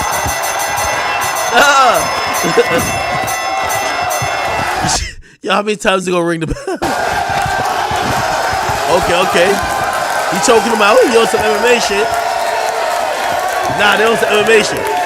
Nah, he choking him out. Oh, nah. Yes, why are you sleeping with my baby daddy?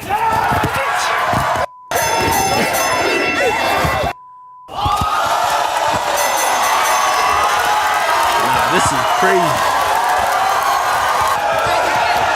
They used to have mad hillbillies on this shit.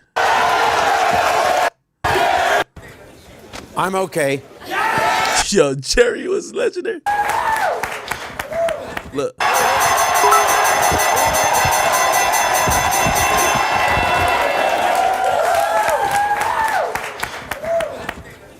I'm okay.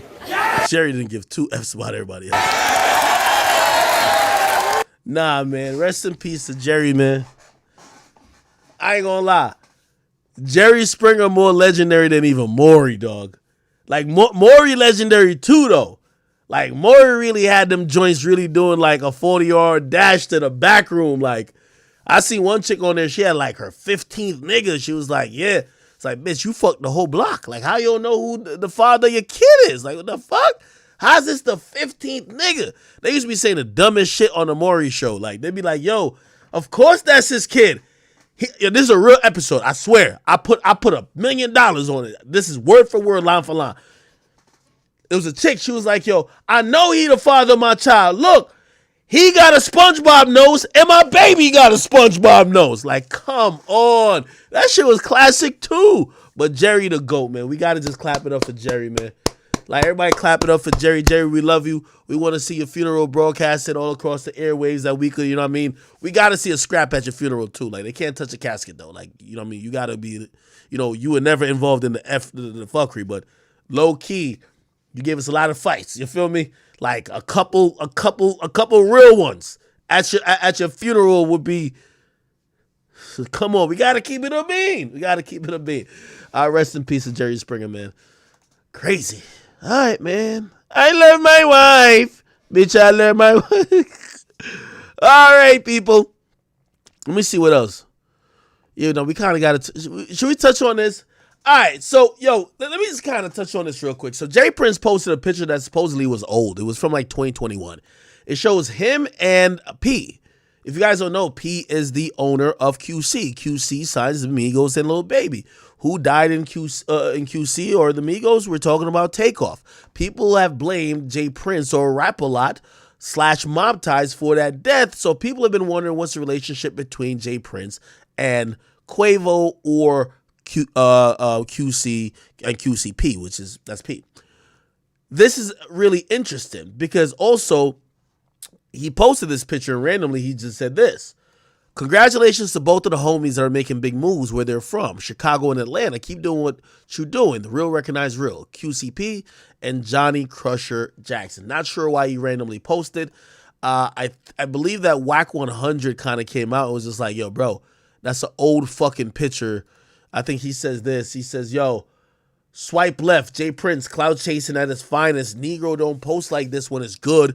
The pic was taken in 2021 when it was good, not 4 hours ago, more like 18 months ago, okay?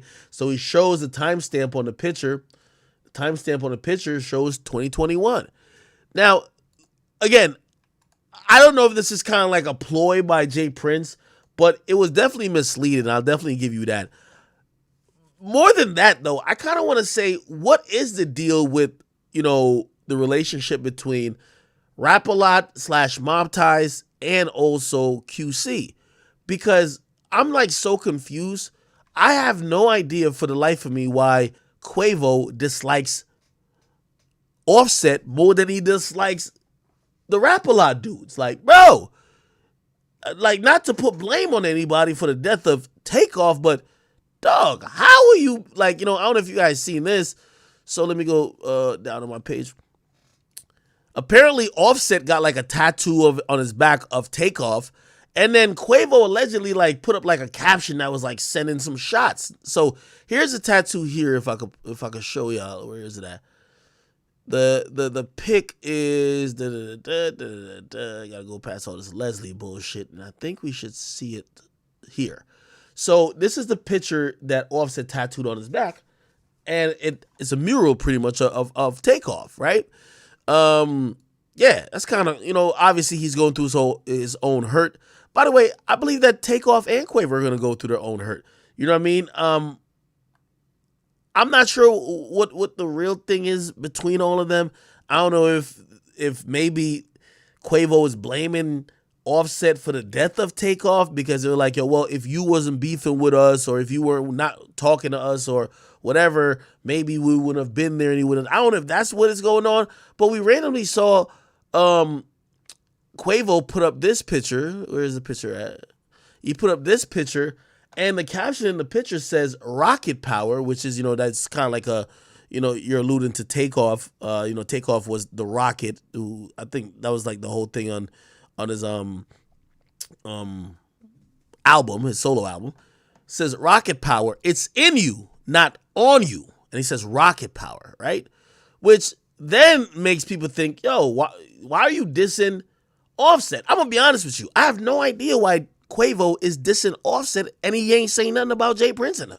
Not saying he should say nothing about Jay Prince and them, but I'm just saying, how do you have energy for anybody else but the niggas who are around, who maybe didn't help, who may have contributed, or who just turned a blind eye and allowed your man to get killed? I have no idea how. I haven't heard him call out a single person from that night where Takeoff has ultimately lost his life. But if his quote unquote, I don't know if you want to call it former brother or whatever, tattoos Takeoff on his back, you're sending subliminals. Why you ain't sending no subliminals at motherfucking Jay Prince and them? They seem like they're, by the way, Jay Prince came out speaking for you, saying that you're good. Like, we ain't even hear you speak on what Jay Prince said. So that's a little odd. It's like, yo, brother, are you scared of Jay Prince and them? Because Jay Prince and them came out and basically, not only did they say you're good to basically say you ain't had nothing to say, right? They got it Offset. They also said the guy who was with you, supposedly trying to hold you and Takeoff down, the guy Migos bands, they called him a snitch, and you ain't say nothing about that neither. So I'm confused. How you ain't say a motherfucking thing about the guys who were all around when Takeoff got killed? Also, the guys who afterwards are saying that the guy who was trying to protect you, they're calling him a snitch, and that guy supposedly is cool with you. You ain't say nothing about the guys called him a snitch and the guys who were around Takeoff when he died. But let Offset go get a tattoo, and Offset's the bad guy? I don't know what's going on. But I kind of do know what's going on. Everybody's scared of Jay Prince, and I'm scared of him too, just because other niggas scared. I don't know. You know what I mean? Listen, it's one of those things, man. You ever, listen, if 100 people are at a party and you start seeing 20 people run that way, ain't you gonna run? What you gonna do? If you gonna stand there, that's how you catch a straight bullet. I'm running too. Ah! I don't even, when we're done running, I'm like, nigga, why we run? Ain't nothing. We just had a race, internal race with us 20. Why'd you run? Oh, I thought we were running from something. Okay, my bad. Yeah, that's just how it goes. They have zero energy, or Quavo at least has zero energy for any nigga that was there the night that Takeoff got killed. Zero. He ain't saying nothing. He ain't, by the way, they're speaking for him. They're saying, yeah, we talked to Quavo. Quavo know what it is. So damn. And by the way, the other nigga that was with Quavo is a sucker. What? And he got nothing to say. That's kind of odd to me. I'm going to just leave it at that, man. I'm going to leave it at that. Anyway, let's keep this junk moving. Chat, ain't we running through topics today, man? I like how we going today, man. This is a good thing, bro. All right. I should probably get on. Let me go back on my page, see if there's anything I missed. Oh, Kai is indeed back. He spoke on Nicki Minaj defending him about the Twitch ban. Let's hear what he said. Auntie Nicki, I see what you said. Nicki Minaj said, why would y'all do that to that boy? Why would y'all do that to that boy? Why would y'all ban him? She said she got to get all nice and cute to come on a stream, but Twitch, hold on. Bro. Twitch, this is Chestnut Checkers. Should I give y'all a big stream like that? Should I let the queen come on y'all platform? I could just speak something away where I could just go, look, I could just easily go to, I'll go to Queen Radio if I've been invited, if they want to do anything. I'll go to Queen Radio and I'll just talk to her one-on-one, audio only. We don't got to be doing nothing in person. You feel what I'm saying? We don't got to do nothing. You feel me? So I'm in for Chestnut Checkers. Now listen. Okay. I can see Kai's been dealing with some great business people because he's starting to talk real business-like, okay? He's now knowing a little bit of his worth, and I don't want to disrespect him by saying he doesn't know his worth or he never did in the past, but he's realizing what the obvious is, okay?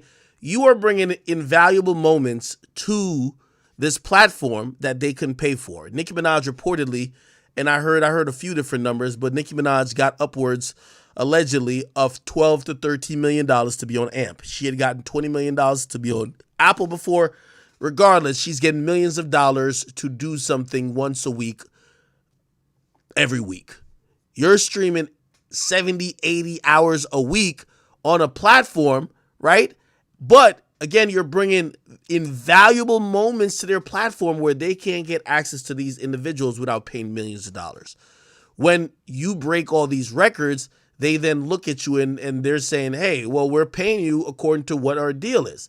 That is true. And by the way, I heard also, salute to my boy Kai, he did address the rumor, or he addressed because I did say it. He addressed me saying that he got paid $2 million and Twitch made $15 million. Now, I want to be very clear where that information came from. That came from people who own platforms who have evaluated what someone who would be pulling those numbers for 30 days will be making. So that's exactly where it comes from. The notion, and by the way, here's the thing. Twitch looks at people to say, yo, Kai, you're getting paid. We're busting down money. Why you need more money?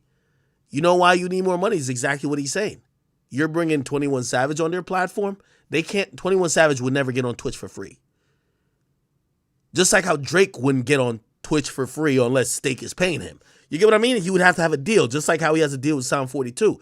So when you bring these things to these platforms, not only are you making it more popular in a mainstream level, you are actually giving value to that platform. And that value drives up that value is seen in the value of the platform overall, which you do not participate because you don't own.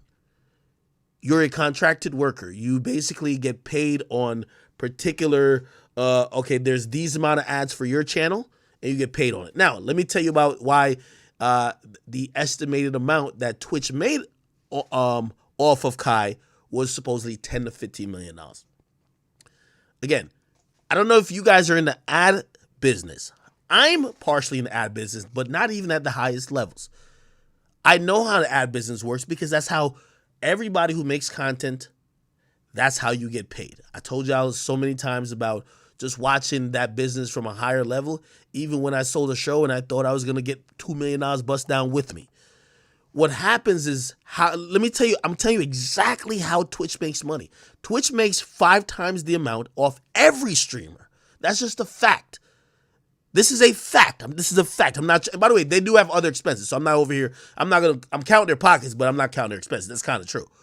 Right? Like, I've heard numbers of what it actually takes to host some of these streams. Like when you have a stream with 100,000 people watching, somebody's paying those Amazon servers to host that stream. Like, and it costs a lot of fucking money.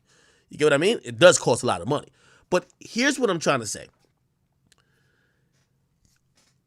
If you're in the ad business, and this is why I say they're incentivized to try to keep their top creators. When they're, and this is one of the reasons also I believe that Aiden was banned, when they're doing these deals, like, I don't know if you guys know how ads get served or bought. They'll do a $10 million deal with one particular company, and they'll use their numbers from their top streamers to validate that they could serve those ads. Kai is one of those people. Why am I saying this? Because I could bring up that Verge, go to Verge. They did a great article on Spotify and Rogan. Rogan sells a lot of, if not most of the ads on Spotify. Rogan is the poster child. You use the creators to sell it. Again, it's, if you think that, the easy way to think about it, people are like, oh, well, Twitch takes about 55% or 50%, and they get, if you think Twitch only made, let's say $2 million. So Kai made 2. If you think Twitch only made 2, you're retarded. They're selling ads on a bigger level because of you. They're selling ads for the front page. They're selling ads for this type of whatever. They're selling all type of ads. And then they get a CPM that they then serve the ads through your videos. But it's not only your videos, because when somebody comes to watch you, they might click on the homepage. They get served up an ad there too. They might click three pages before they get to you. They got ads 3 times. So a platform is always getting way more money than the creator. That's a fact. So here's the thing. What I say about leverage is that someone like Kai has to realize, without me, that money you're getting, you're probably not going to hurt the Twitch bottom line that much, but you're the top streamer. You potentially could. This is why they should pay the top creators. to stay. They should. They should have paid Aiden. They definitely need to pay Kai. If you're averaging over 20,000 views consistently on Twitch, they should be paying you. It's a lack of respect of the content creator why they're not paying. That's the point. And when someone consistently shows you that they don't value the fact that you're giving your services to them exclusively, you need to stop. That is simple business. Kai does not multi-stream. Salute the Ninja, he streams everywhere. That nigga streams on TikTok. Why would you be loyal to someone who says, hey, we're making 5 times the amount off of you that you're getting anyway, and we still don't feel you're that valuable to try to increase the compensation to keep our top streamer? We'll just give you a pair of shoes. Now, with all that being said, and I think this is what my boy Kai was trying to get at. Kai isn't a dummy. And by the way, Kai isn't being used. He's playing his own game. From what I was told, Kai got his agents. He's repped by some of the best people that handle these situations. I think there's an impatience on whether it's the fans or whoever who's watching this, hoping that he'll make a definitive decision soon. However, trust me, I deal with agents. They take a long fucking time. But the way I heard him speak today tells me he, of course, knows that his value to Twitch is more than just a split on what he gets paid for the subs that his fans are buying from him, or whatever ads that got served up on his page, even though they're doing these bigger deals just for him being on the platform. My opinion, it costs, because some people might be like, wait, well, if you made a couple million, why do you want more? They're making 5 times the amount off every streamer. Now, I'm guesstimating on that, but I'm telling you how platforms live. It's same with YouTube. YouTube tells you the ad splits of this, but it's their website. They also vary with CPM. You know why they give the best CPM to the top 20 creators? Because they sold all them ads because of the top 20 creators. They used to have a preferred program on YouTube. They sold all them ads because of those niggas. Until the adpocalypse. So you know what they used to do? When 1,000 views for regular people were a million views was $2,000. 1,000 views for the Jake Pauls when they were in that preferred program, 1,000 views was 13,000 for them. They were making bank. Why? Because, again, the way how YouTube and all these companies sell ads, they get to dictate who's getting what. You're not privy to the deal they did with Sprite for damn near $600 million. They're not going to tell you that. They already got these deals done. They just got to serve it up via whoever who's popping. That's why, and again, the number of the 15 or 10 to 15 million that Twitch made is strictly a analyzation of other platform owners who have looked into this to say, oh wait, he streamed for 30 days straight and they were serving up ads about every 4 to 5 minutes, an hour and 80 seconds, or a minute and 80 seconds, or a minute and 30 seconds, which is 90 second or 180 second ads. Oh yeah, that platform definitely pulled in. Or if they were smart, which every platform is smart. You think Kai announces that he's going to do 30 days of streaming. You know why they probably didn't ban him? They probably sold ads for those 30 days that they guaranteed that Kai's channel was going to show. They probably sold ads already. They did a deal. Yo, yeah, our content creator says he's going to stream for 30 days. Yo, we'll give you, here, let's do this deal, blah, blah.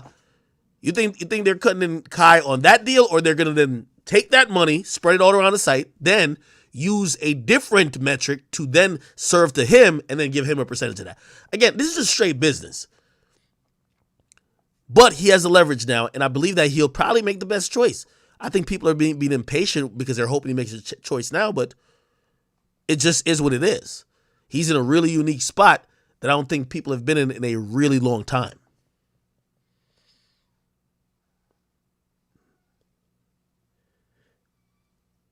Somebody says, this is basic capitalism. Stop trying to teach ninth grade economics. No, well, the only reason why I mention it is because, I think some people look at, when I say that Twitch made that amount of money, they're like, what? How? What? No way. They're making way more than Kai. They're making way more than everybody. That's why I think for the top niggas who got leverage, they should pay. They should at least be at Kai's door saying, yo, Kai, here's $10 million for the next 2 years. And he should be looking at them and saying, nah, I need more. Then he should go over to Kick and be like, yo, well, Kick want to give me 50. What y'all going to come back with? Then he should go to Rumble and then be like, Rumble, what y'all want to give me? And then keep doing that for a while, which, by the way, I think that's what his agents are doing. The business of live streaming is kind of very new. Shit, I just got a deal, right? It's kind of very new, but it's the same business. Whether it's with podcast, it's podcasts just with live streaming just switched out. The same type of business like overview is happening everywhere. It's just happening with right now. I told y'all, this is why I said I'm going to do 200 days. I knew it was going to happen with live streaming. So I said I'm going to do 200 days out of 365. I'm going to stream more this year than I've ever streamed before. Because this is going to last, in terms of these deals, for about 2 years. Mark my words. About a year and 8 months left. They're going to be giving out these deals. And then you know what's going to happen? All the companies doing it are going to start doing a internal. They're going to have enough data to say, okay, we've paid out $100 million to get creators to come to our platform. Is what we paid sustainable? Is it yielding the rewards? Is it growing our company the way it should be growing? Should we keep paying or should we shut it down? Regardless, I think every content creator should take from that. You should be streaming everywhere. Why be loyal to one motherfucking place? Because they clearly don't give a fuck about you.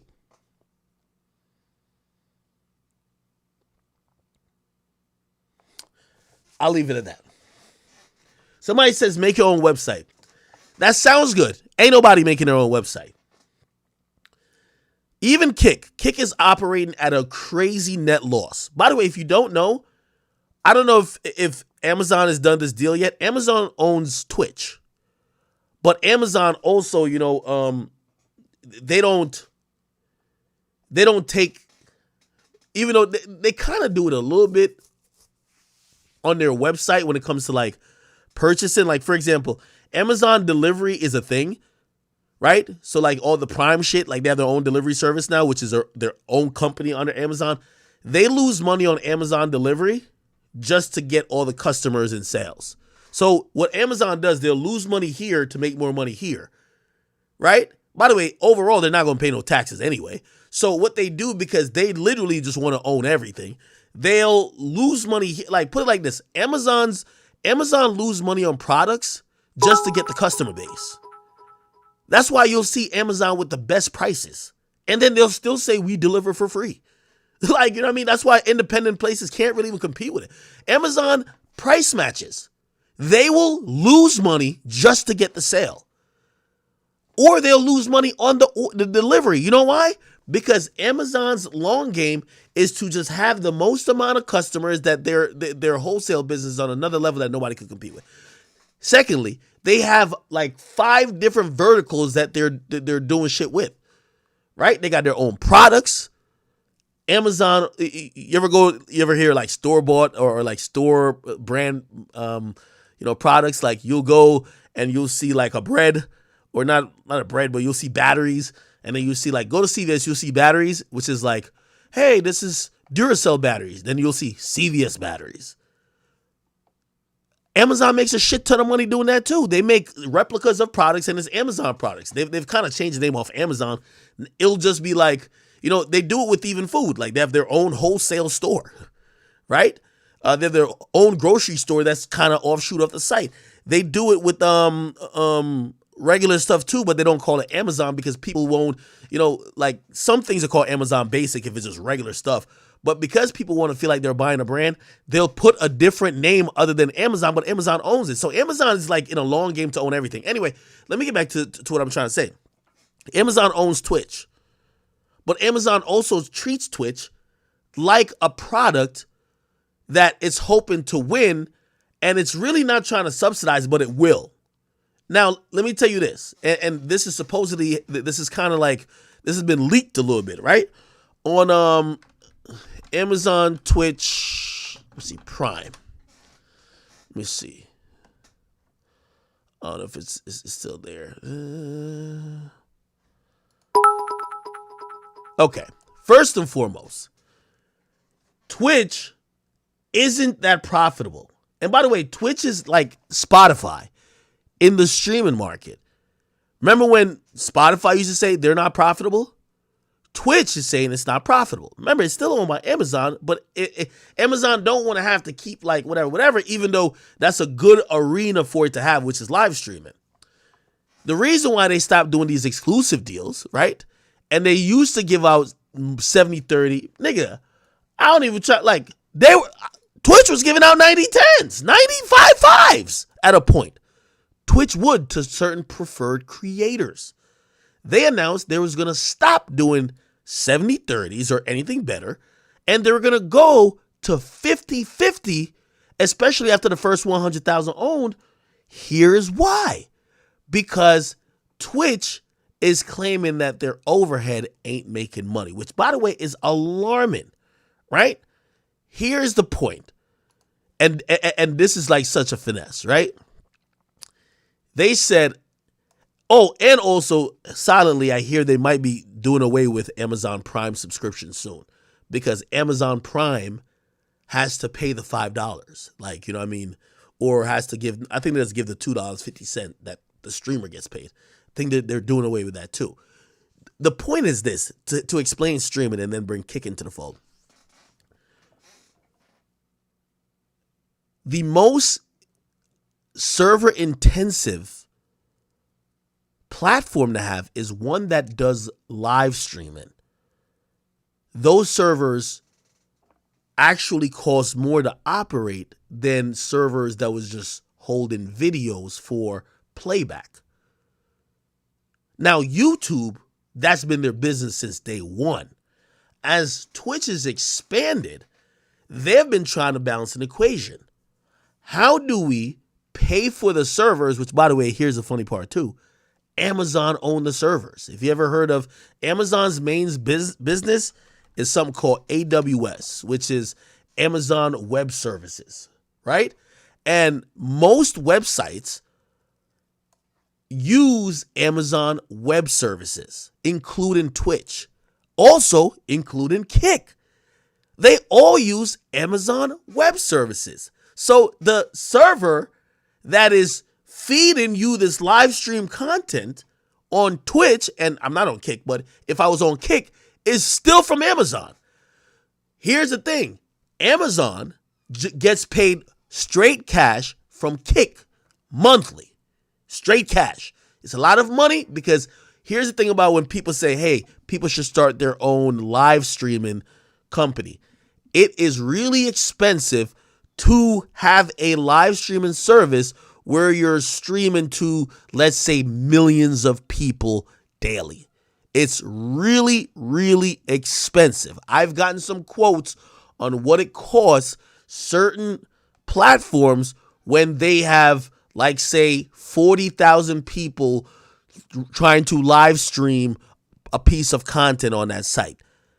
And especially for hours. And the money is exorbitant. It's not like $20. It ain't like $100. It's in the thousands. So again, going back to Twitch, they're trying to balance that. That's why they said, let's stop giving all the perks to the people, to the streamers. Here's why it's just fucked up, right? At the end of the day, Twitch is a product that is gaining in, even though it's owned by Amazon, it's gaining in worth because it's more popular than it's ever been. and it's also generating the most revenue on an advertising level than it's ever been. So even if their bills go up to the most it's ever been, you're making the most amount of money it's ever been, which means you should then look at the company's value and realize that this is how every company grows and actually invest. Same. Aside from that, with Kick is just paying Amazon. So pretty much Amazon is winning regardless. They get money from Twitch, they get money from Kick, and unless something else happened, Amazon just keeps winning. Just pretty much, I guess that's what I was trying to say. So when y'all say someone should make their own streaming service, that's not feasible, man. Like, especially when these guys are having 75,000 people watching them. And especially if it's going to be for perhaps not just themselves. A lot of the reason why a lot of these streamers got as big as they did is they were able to feed off a ecosystem and feed off a community.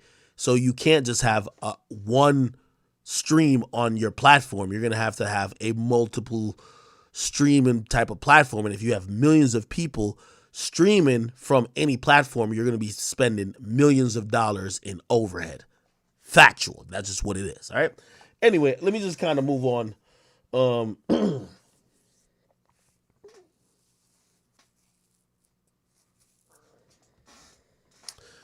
Yeah. Cool. All right, people. Damn. We moving though. We moving. We're moving. We're moving. Good. We should address this. So if you guys don't know, my boy Designer, he got charged recently with indecent exposure. We got to read the details of this because, I didn't get too much into this, but when you read the details, it was a little bit crazy. The rapper Designer was hit with a federal charge on Monday for allegedly masturbating on an international flight, claiming he had exposed himself because he ain't had sex in like a week. The 25-year-old rapper, whose name is Sidney Royale Selby III, was charged with one misdemeanor count of indecent exposure over allegations. He exposed himself multiple times, starting about 60 to 90 minutes into a Delta flight from Tokyo to Minneapolis. By the way, how long is that flight? Let's kind of see. Tokyo to Minneapolis flight time. Let's see. Wow, 11 hours and 40 minutes, okay? So my boy had to bust a nut, you heard me? After flight attendants spotting him expose himself, he quickly covered up, only to be caught masturbating about 5 minutes later by members of the flight crew. He was again told no and covered himself up, the complaint alleges. Even after he was told he was going to be arrested, he was seen expose himself a third time, all right? 2 travel buddies agreed to watch him the rest of the flight when he was moved to the back of the plane, where he apologized to a security guard and claimed he was bugging and messed up. When he got up from his first class seat to move to the back, a jar of Vaseline dropped in the aisle, okay? Y'all niggas use Vaseline to jerk off? Before he was taken into custody, he also apologized to the flight crew when talking to the FBI. He allegedly told an agent he didn't get much in Japan, okay? And he showed his magic stick to one of the flight attendants he found attractive, according to the complaint. He also said he exposed himself because he ain't had anything in a week, which the agent understands to mean sex. The complaint states, when the agent asked if his actions interfered with the flight attendant's job, he outrageously replied, "I thought I was giving her encouragement to keep pushing." You know what I mean? To keep striving for it. He also told the agent he was not under the influence during the flight. The complaint state he's known for his hit Panda, blah, blah, blah. Okay. Recently came out and said, for the past few months I've not been okay, and I've been struggling to come to terms with what is going on. Okay. Let me try to give some silver lining in the story. By the way, I spoke to a designer who said, thank you for your kind words. Basically, I had said that he's probably going through things. He has to adjust to maybe a slightly different level of fame, and that could be definitely takes a toll on any individual. A lot of people who were way more popular a couple years ago, they're adjusting, and he might be in that period. Now, I don't know if he's on drugs at all. People would assume, but I don't know if that's what it is. But it's definitely something I believe personal and mental. Now, granted, after hearing the full details of the story, it sounded like he just wanted to get a nut off with people like, yo, bro, you really believe this guy's like, going through some shit? It looked like he was just horny as shit. And by the way, you hear Lil Duval and Michael Blackson kind of say the same thing. They say designer know ain't nothing wrong with him. Nigga just took so much shrooms. By the way, the shrooms get your dick hard or something like that? I'm thinking he probably popped a honey pack, or took a Viagra by mistake. Like, I've never seen a situation where you're that horny. And by the way, here's the thing too. If that was, it's a long flight, that type of long flight, you got your own booth or whatever the case is. If you had to beat off like that, why not just go to the bathroom, I guess, right? I would imagine people could survive without beating off on a plane, but if you got to beat off that bad, why not go to the bathroom or something like that? And shit, what's up with a jar of Vaseline? And clearly, like, if he's showing the flight attendant's dick, he was trying to do a lot more. Anyway, Michael Blackson said, yo, who was caught masturbating on a plane then blame it on mental health? LOL. He said, nigga, it was a long flight and you was horny. Just say that. He says, I love America, man, because we could do some crazy shit we're aware of, and then when we get caught, we just blame it on mental health. Mother sucker, cut it out. You just a freak nigga that got caught. I'm kind of, I'm stuck in between trying to, like, analyze this, man. I don't want to be trivial and just kind of dismiss it like, oh, he's just horny. Like, we all get horny, but we all don't do this. I'm thinking there's some deep underlying things that's going on, and whether it is drugs or maybe it's just mental issues or shit, who knows? Maybe he's just been depressed or shit. Like, you have to have some disconnect with reality and disconnect with what's acceptable in social public social atmospheres if you're doing some shit like that.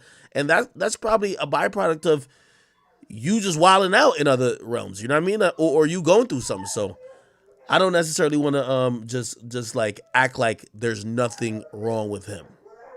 You hear Pluto? Look at Pluto, man. Pluto must be horny. Let me go check on him. Oh my God. Give me 1 second. I'm gonna check on Big Plute. What y'all think?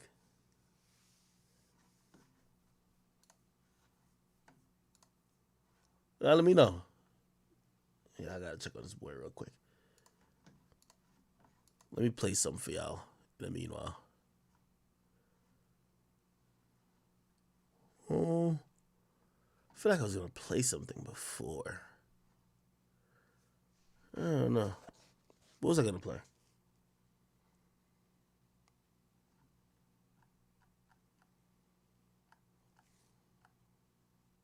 All right, I'll check on Pluto in a second. All right, that's my boy though.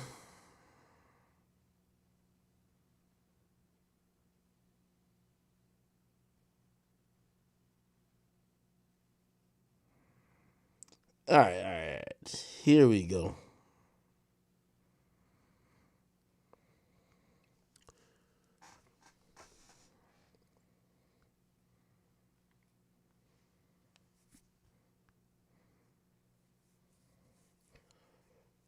All right. Oh, yeah. I'll play this new Vlad clip. I need some water or some liquor. It's a new Vlad clip where T.I is talking about what happened. No, Boosie's talking about what happened with T.I. Let's see what he said. He's finally addressing what happened. Here we go. Remember he called T.I. a rat? All right.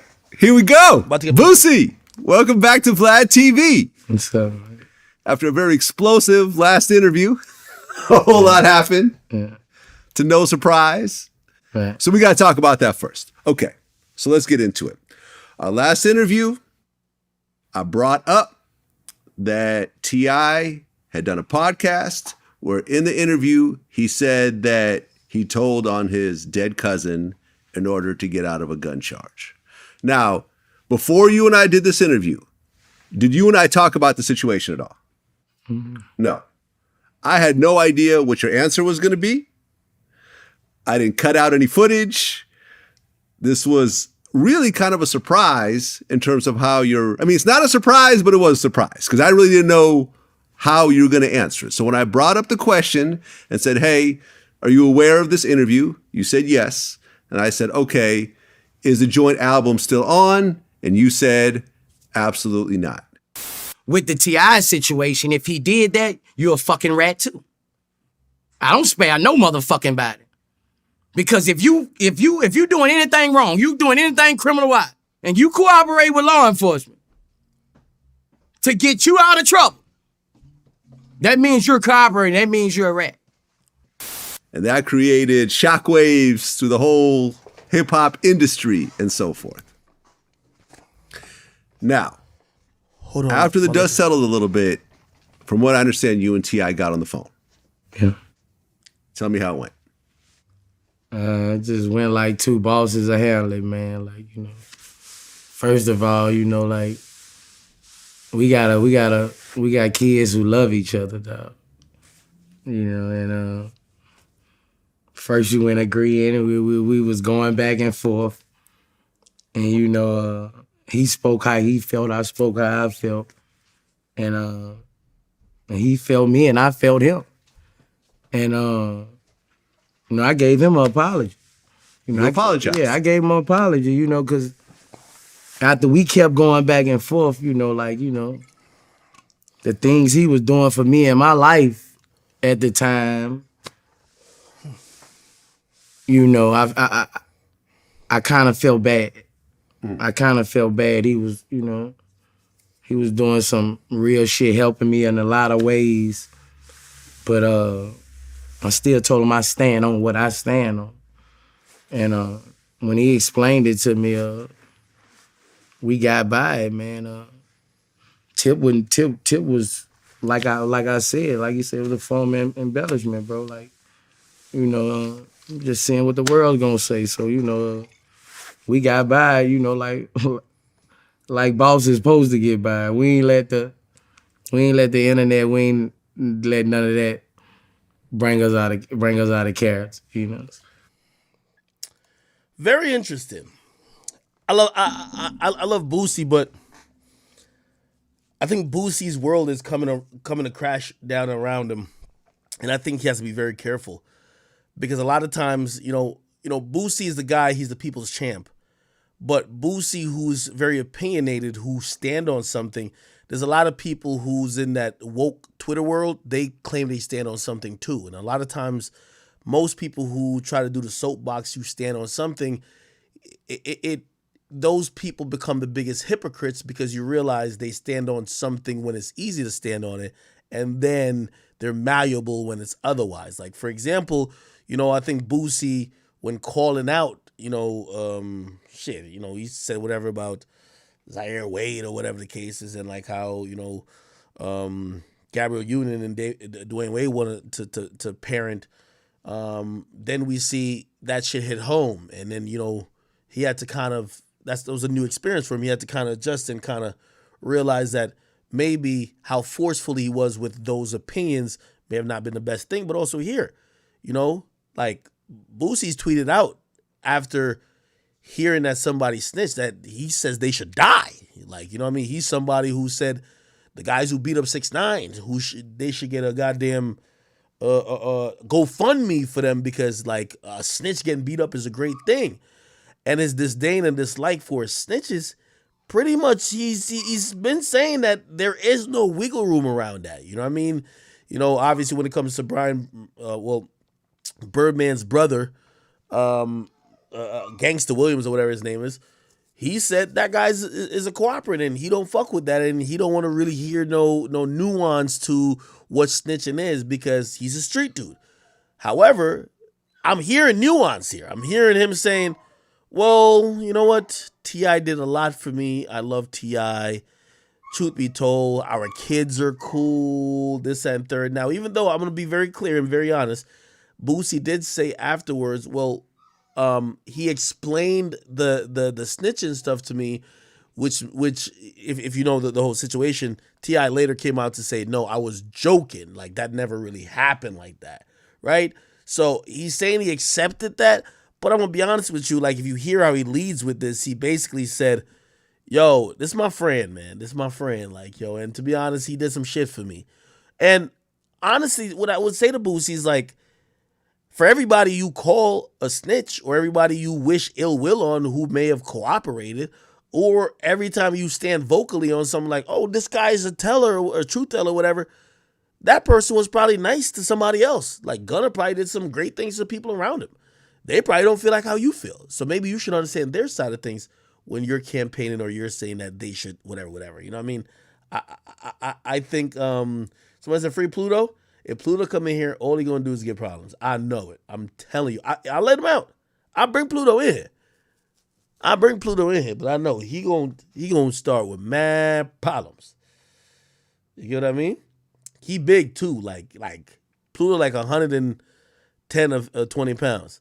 Okay, so again, I'm glad that this was resolved amicably, but I think Boosie has to take a step back in.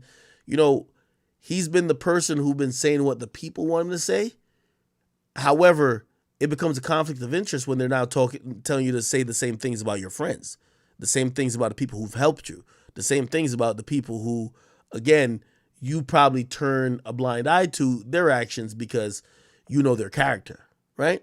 Again, it is what it is. Should I let Pluto out? I let him out. All right. Let me let him out.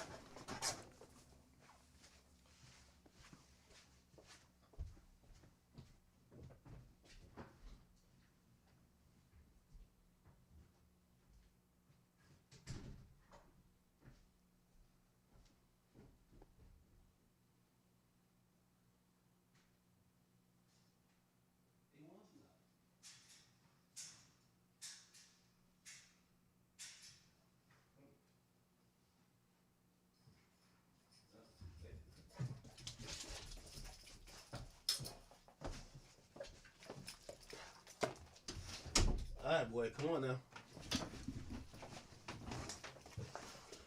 All right. Did you see this motherfucker right here? We just got an electric fence, so like, chill, my boy. Chill. All right. All right. All right, doggy.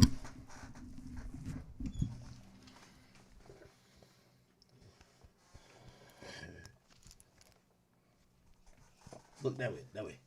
Look. Yo, this is the most spoiled dog I ever seen, man.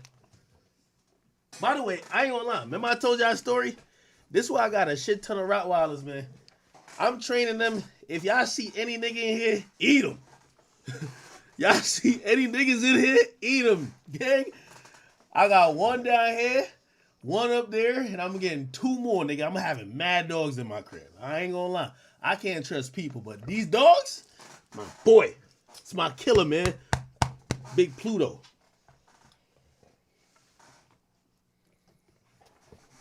Yeah, he bad, but I ain't gonna lie, man. This nigga hear a pin drop, he going crazy. That's my liquor, man. That's my liquor. Chill, boy.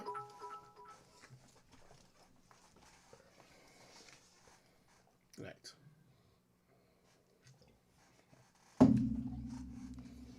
Look. All right. You drinking that Tito's? It's all good. I'm gonna let him chill. You know, he just kind of want to. All right, I'm gonna try to work. You know, I gotta hit these topics, my boy. Man, I gotta hit these topics. All right, cool. Fuck. Yo, he's like a big fucking baby. I love him though. What breed is Pluto? He's a German Rottweiler. He's a working dog. Feel me? He's 1 year. He's a year and 2 months old. If you're wondering his height and size, he's tall as fuck. I don't know exactly his height, but he weighs between like 110 and 120 pounds now. Apparently, like his max weight's gonna be like His max weight is gonna be, what's your max weight? Like 140? I think he's hit his max height. He's big as fuck. Feel me? Jay Storm, what up? Yeah. I know Jack Harlow. Jack Harlow didn't drop it, did he? Oh, Jack Harlow did drop. It's midnight. Okay, you want to chill? I gotta talk about Jack Harlow. Okay. I'm about to bring you food in here. Cool? All right, sit. Come on. Sit. Yep. There you go. Ah. Yeah. All right. Okay. So. Give me 1 second.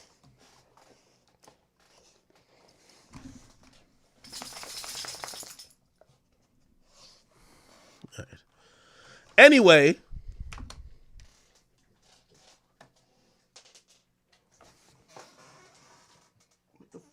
What is that? What's that? Open. All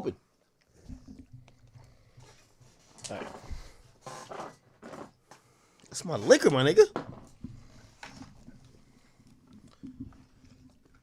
Yo, I'm telling you, he's an attention whore, man. I swear. Okay.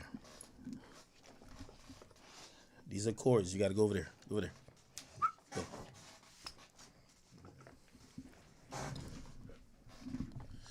Y'all the niggas who told me to let him out. All right, let me just bring his. I'm gonna bring his food in here, and he gonna be straight. I'm gonna bring his food. Give me a second. Come.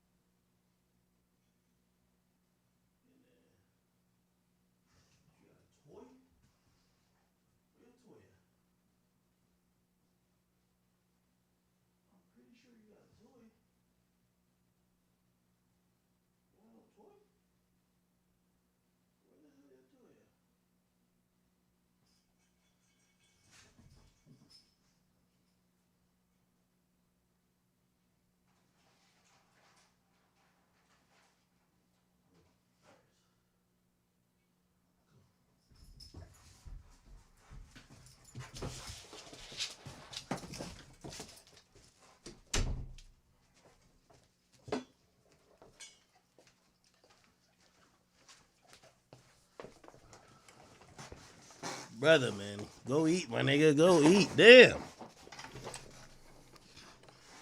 Here.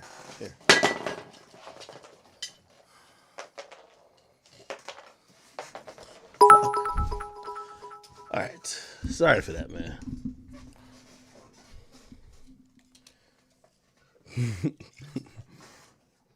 Nah, he chilling, though. I'm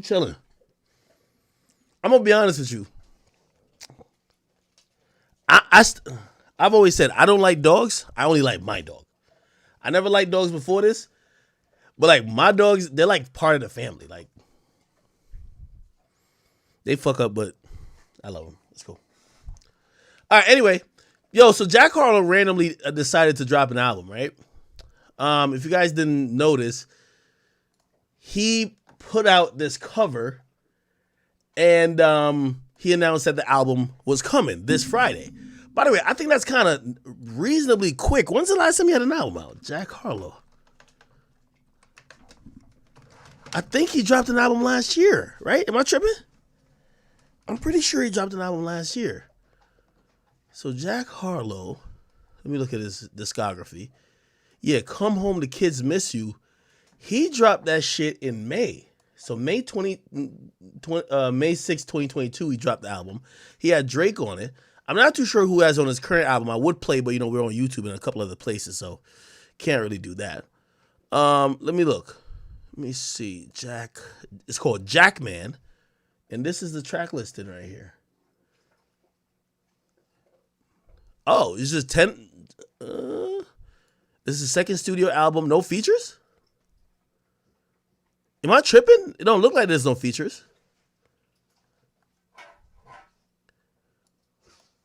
Father release, blah, blah. Yeah, it don't look like there's no features. Is there really no features? Give me a second. Let me... Jack Harlow.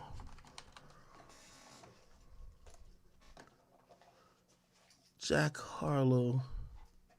Oh, it's no features for real. Okay. That kind of makes sense. I'm gonna be honest with you. Like, I like what Jack Harlow's trying to do. Whether you want to agree with him or whether you think he's really good or not, I think Jack Harlow's coming for the spot. And when I mean come for the spot, he wants to be one of those top 5 guys. I've constantly said about Jack Harlow and where he fits in a dichotomy of the new artists coming up. He wants to be one of those main guys. And you know how we always talked about there was like a whole class of people who were like leading that, that last generation, whether it was like J. Cole, Drake, Kendrick, you had Meek, Wale, they were kind of all in there, Big Sean, right? You also had A$AP Rocky to a certain extent, right? And all of those people were kind of floating around in that top 10. And if you asked anybody about a contemporary top 10, they would have told you that back then. I think that Jack Harlow wants to be that for the next generation.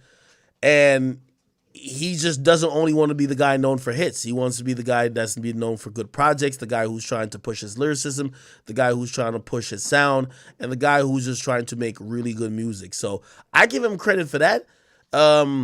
His style isn't necessarily like, I know he's white, isn't, bro, if you eat my hat, I'm going to be tight.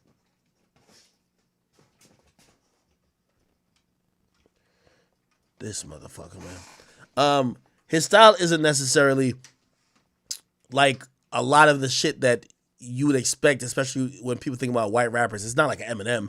It's kind of more mellow and cool, and it's kind of like a in-between mix of I think he cares about lyricism, but he knows how to make a hit song, which is, I think, an invaluable skill to have. And I think that's why he could be one of the people that we're going to be talking about for a while. He also, he has a clean image, but doesn't come across as corny. I think that's where Chance the Rapper kind of messed up. Like, people love the fact that he had a clean image, but then he started talking about, I love my wife, man. Like, people were just like, bro, like, you're preaching to us every verse. Like, you're just talking about you love your wife. You don't even seem like somebody we want to emulate, which is very important. So, I think that he is going to last, and I think that, I haven't listened to this project yet. I think if this project is good without features, we could add features later as a remix. Oh. That's my dog shedding. Every time I like touch him too much, I sneeze. Yeah. Bro, calm down, bro. Just calm down. Pretty much, I think he's gonna be around. So I give a thumbs up for Jack Harlow. I wasn't the biggest fan of him when he just came out, just because I was, I was rooting for Uzi, and Uzi seemed like he was signaling that the generation now was focusing on Jack Harlow. But in reality, Jack Harlow is just a really dope artist, so I fuck with him. Man. So salute to my boy Jack Harlow, and I'm hoping to see more as time comes, because I think he has a lot of promise, and I think he cares about the art a lot, truth be told, right? All right, people. What else we talking about? Yo, bro, stop the biting. That's my cord. Chill. All right. Give me some topics, man. Somebody said I'm having a hard time. Yeah. Let me play this video. So one of 6ix9ine's attackers did an interview with 1090 Jake. 6ix9ine, 1090 Jake. And apparently this was like the guy who's like the son of like one of the guys. He did this whole interview. Let's hear what he basically said. So this is 1090 Jake on with one of the guys who jumped 6ix9ine in 24-hour fitness. Let's hear what he had to say. What's in the shot, bro? Here we go. Some people are saying crazier things like you must have told if you got out, whatever. Go ahead and tell everybody how this situation started for you. The first.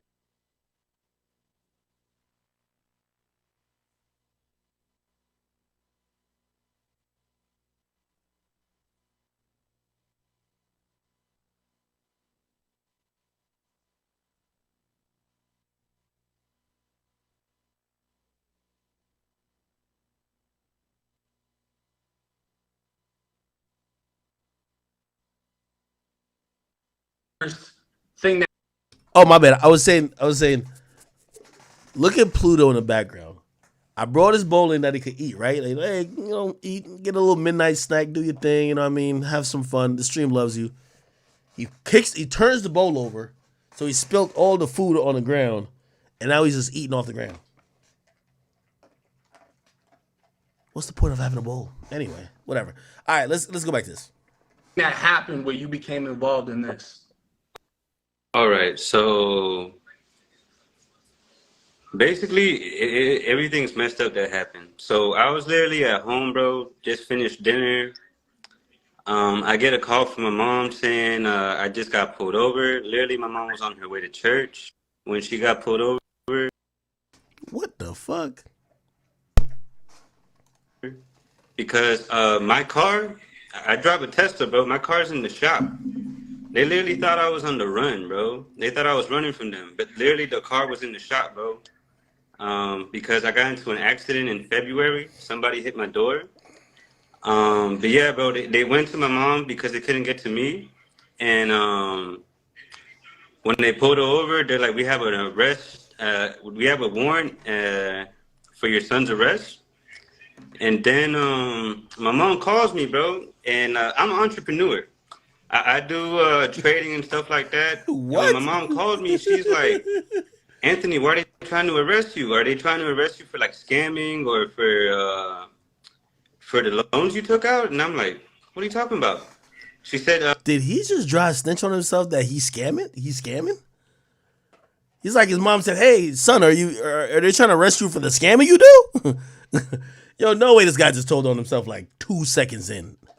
The police pulled me over. They have a warrant for your arrest. And I'm like, that's crazy. She's like, just get dressed, do whatever you have to do to assist the officers or whatever. So I literally am so confused about the whole situation. I walk out the house, and literally they have 6 detectives outside, everybody with assault rifles, German shepherds and stuff, walk me out like I'm a killer in front of all my neighbors. And they take me to the police station, right? They take me to the police station, and they don't even do a proper investigation. They didn't ask me who I was with, where I was at that night. None of that, bro. They didn't ask me nothing, bro. They just said you look like the guy, and that's you, and that's it. And did they? I literally not to cut you off, but did they show you who they were talking about, like the surveillance video? Yeah, they showed me everything, and I already knew what it was. I'm like, that's the 6ix9ine thing. I'm like, what the hell am I here for? And they're like, well, you're the guy that used the membership to let them in. And I'm like, when, bro? I'm like, look at the picture, look at the guy, look at me, look at him, look at me. This is who they're saying you were, right here. Yeah. And if you look at the video 6ix9ine posted, there's another video of him, bro. And Buddy has no beard, bro. Literally, if you look at my mugshot, what's funny is about my mugshot, I seen everybody clowning me. And I'm not going to lie to y'all. That shit is funny. It's funny. It's really funny. Literally, the reason my hair is like that, I literally went a month and a half with no barber, bro. Literally 3 months. I've been off social media. Because like I said, I've just been focused on God and goals. I wasn't trying to go out at all. And literally the last time I had a haircut was like February 14th, because I was on a date, which is funny, but so yeah. And I told the police officers, how is it that I grew a beard in less than 10 days? I'm like, explain that to me. How did I magically grow a beard in less than 10 days when the guy in the video has no beard at all? And like these guys did a poor job, bro. I was literally, the day of the incident, I was literally at home preparing for Bible study because I'm the Bible study leader of my group. Right. And I have... Call Dago. No way. The dude said I was prepared for Bible study. No way.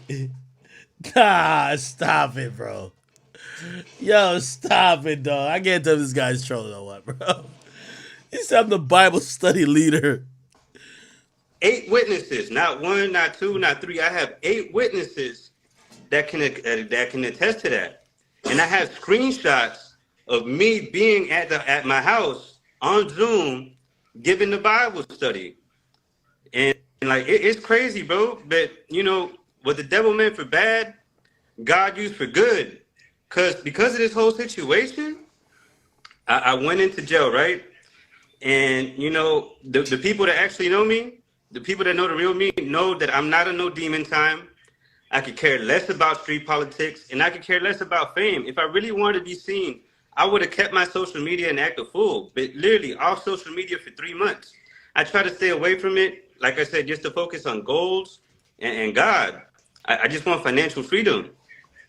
And but as soon as I go in, the first thing I did was preach. I know this little nigga that just pissed on my car. Boy, nigga.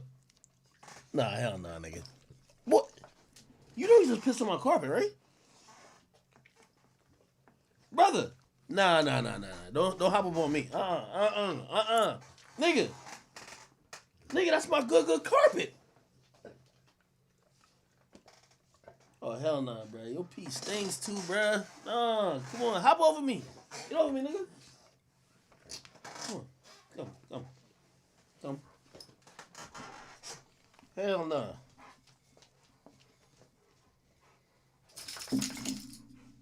Give me 1 second, man. I'm about to put both of them on the side. Oh, what the fuck? I can see you pissed. Hold on, man. Give me 1 second. I'm gonna play this for y'all, but I gotta go I'm taking them out. Shit. Turn the alarm off and shit. All right, come on. Here we go. Yeah, y'all can watch this. Give me a second, though. I gotta get paper towels. And I was able to evangelize one guy. His name's Lamar. I was able to evangelize him and get him close to God. And I was able to help an immigrant. 2 months. This guy named Michael was in there. 2 months. No communication with the world whatsoever. And I was able to help him get in contact with his mom and his brother. Like, this situation, even though it was a bad situation, I'm glad God used me to help people while I was in there. Right. And the 2 guys was in there. The first time I ever met these guys, the guys from the So video. you're talking about, just so we clear, these 2 guys were in jail with you. Yeah, as soon as I got picked up and they took me to county, they put me in the holding cell with them. I look at them, they look at me. And they look at me real hard, bro. They're like, you look like the guy, but you're not the guy. They're like, what are you in here for, bro? And I told them, I'm in here because of this whole 6ix9ine thing. And they started laughing, bro. They started laughing their ass off, bro. Because they're like, now I've seen it all. You're the first guy in jail that I've ever known that was actually innocent. They were laughing their asses off. And they told me, too, look, when we go to court, we're going to tell them it wasn't you. But the thing is, we're gangsters, bro. We're not sure if they're going to take our word for it. But we're going to let the judge know that it wasn't you at the scene. And like I said, I wasn't there, period. Right. I was at my home doing a Bible study for my team. And look, I even have it right here. The case dropped because of insufficient evidence. I wasn't there point blank, period. And so, let me clear something real quick, because people in the comments, they like to say snitch. I spoke to somebody, I'm not gonna say who, but I spoke to somebody in direct contact with them, and this person told me that they said you had nothing to do with the case. Yeah. So the 2 people that are still charged with this case told law enforcement, the judge, whoever, you had nothing to do with this, and because of insufficient evidence, your charges were dropped. Exactly. And you, when did you meet them? You never knew them? Bro, I don't know these guys at all, point blank, period. That was the first time I met them when I was in county. All right, chat, remind me in 8 minutes to go get the dogs, all right? Fuck. Pissed on my good old carpet, man. You see this nice carpet I got? Look how fire this carpet is. Fire.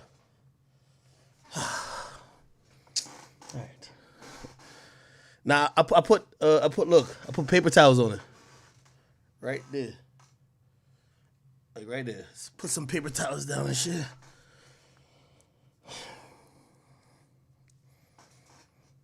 Really, when he was jumping up by the door, he was probably telling me like, nigga, I need to go take a piss, nigga. You over here drinking liquor. I don't want to go piss. So you can't really be mad at dogs. Whatever. Anyway. So like as soon as I saw them, you literally got wrapped up in one of hip hop's most infamous beatdowns and had nothing to do with it. Nothing at all, bro. How does that make nothing you feel?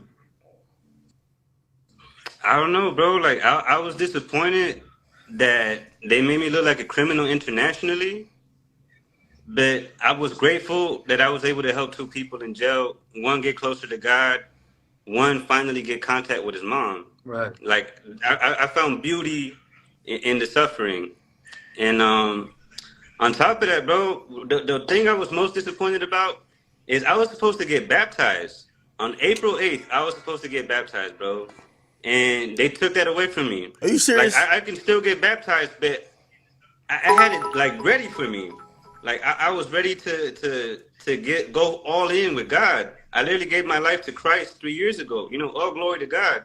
And I was supposed to get baptized, and because of this whole situation, it was taken away from me. But my mom told me. My mom always tells me the closer you get to God, and the more you try to bring people into His kingdom, the harder the devil's going to try to come after you to ruin you. And to ruin your image. And I feel like I've just been getting attacked by God. I mean, not by God. I'm so sorry. But by the devil. I feel like I've been getting attacked by the devil. And, you know, it sucks that I had to go through this, but I'm glad that some good things came out of it. And, you know, I'm still going to get baptized. I still want to give my life fully to God. Like, I'm not letting this situation get in the way of my relationship with God. And, you know, let me ask you something, because I've seen a couple of people. A lot of people are saying that they believe you, but a couple of people are asking, how were they able to use your gym membership card? I have no clue, bro. I have no clue how that happened. So Literally no were you clue. aware that your membership card was missing?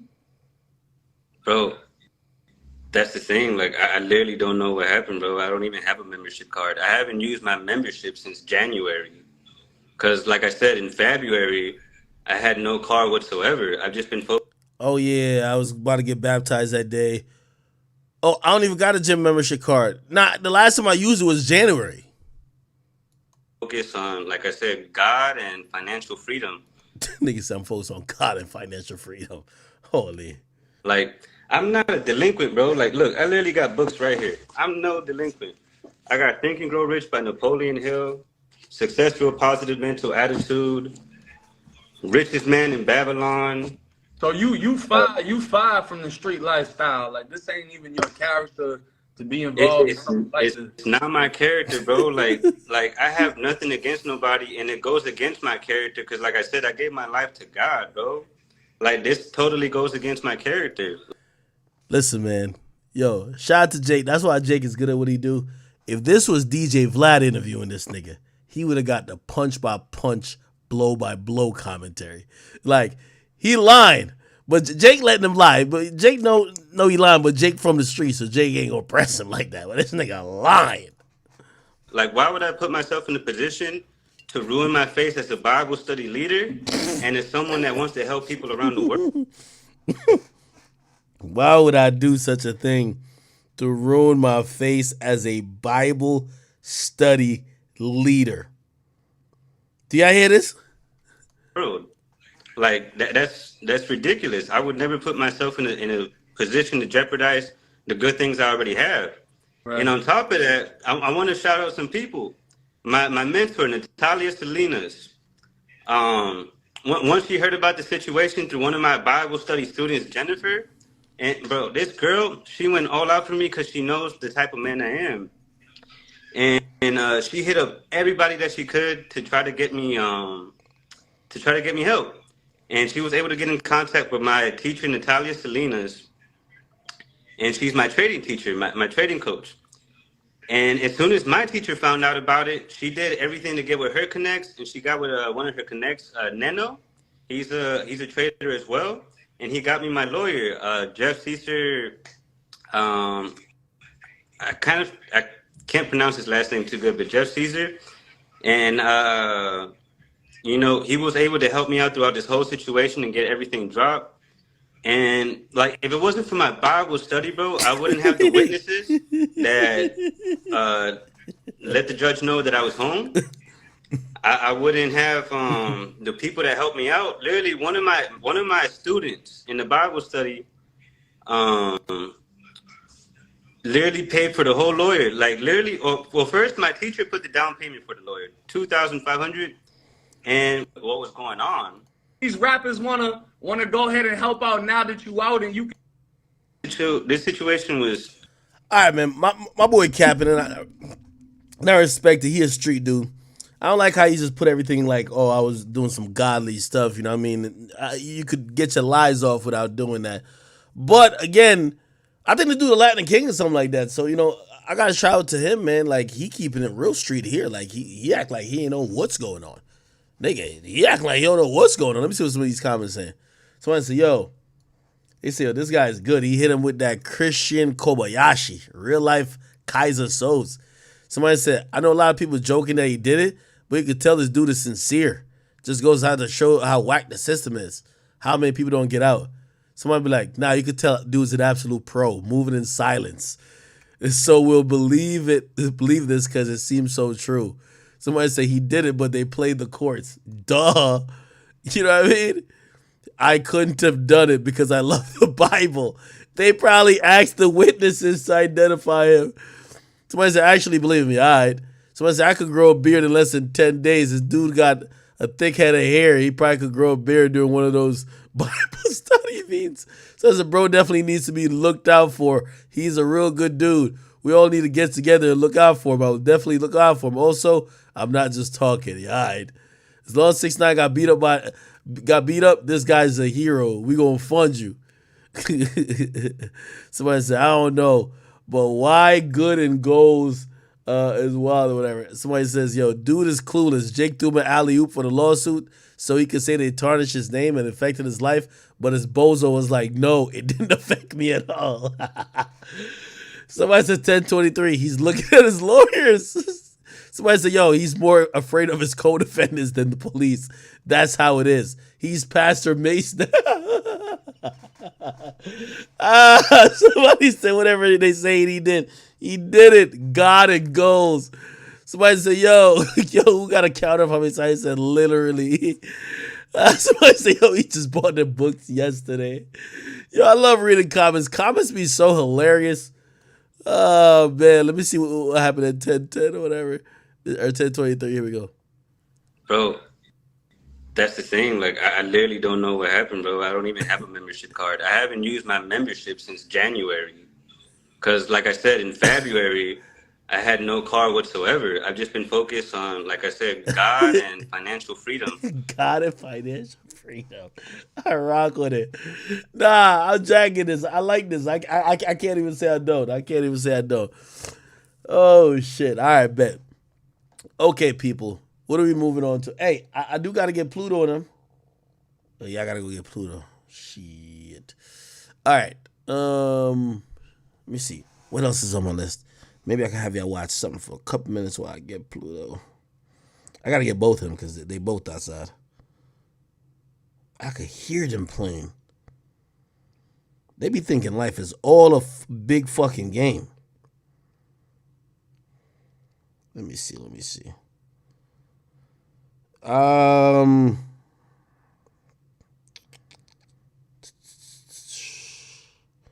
By the way, that guy's charges got dropped, and 6ix9ine isn't aggressively pushing for charges, but clearly, the county is gonna look to see if they could charge anyone, especially that was so brazen, it's caught on camera, all that type of stuff. Let me see what else.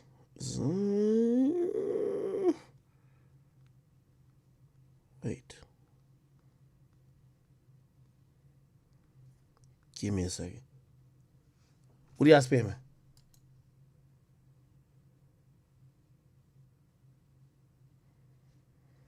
How 6ix9ine ribs? Man, 6ix9ine is dropped to 6ix9ine is like fully Hispanic music right now. Okay.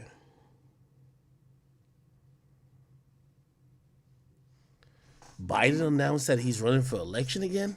All right, Biden election. You do it via video. This nigga Biden is like half retarded, bro. Is it this?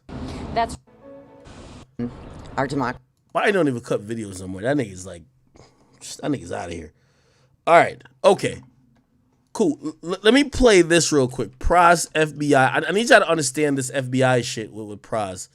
It's a little convoluted, so I'm gonna play a little lead up of what the fuck it means or what was going on, and then I'll give some commentary on it. I gotta get the dogs back in. All right. So, Hey Williams, summoned and very rich. All right, nah, I want like a little documentary type shit. By the way, apparently this nigga snitched on himself on a Vlad interview.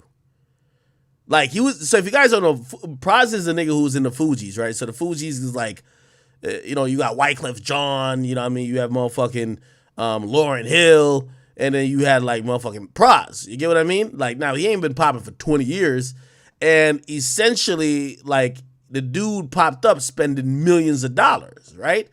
And the nigga was so like bold about it. He went on even Vlad kind of like chatting shit. Like basically like not realizing like, bruh, you not lit. How the fuck you got, like people are going to look into the money type of shit, right? Let me see if I could pull up his Vlad interview. I just seen it, right? He went on Vlad and basically snitched on himself. It's something fun to do and just living my life, man. Just let me go get it every day, I thank the wonderful God for giving me the life that I have, man. I can't even, God is great, man. Be perfectly honest with you. And that's basically it. Obviously I'm working on different business ventures, some tech stuff. Working on this thing called Voted Loud. It's basically a multicultural medium to bring everyone who are multicultural in the media, bring them together to put out more of our stories from a positive life, to also encourage people to vote, trying to educate them the importance of voting. And also a lot of people don't realize this. See, when you talk about voting, people like to always think about the general election,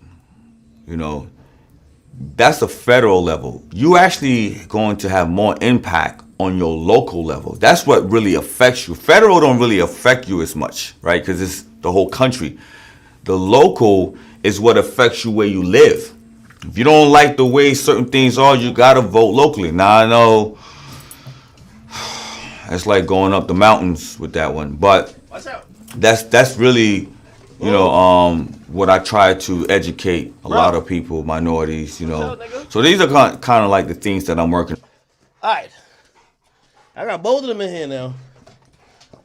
Pluto got to go to sleep. And then, damn, nigga.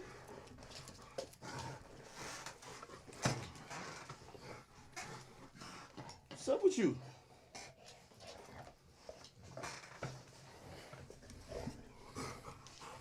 All right.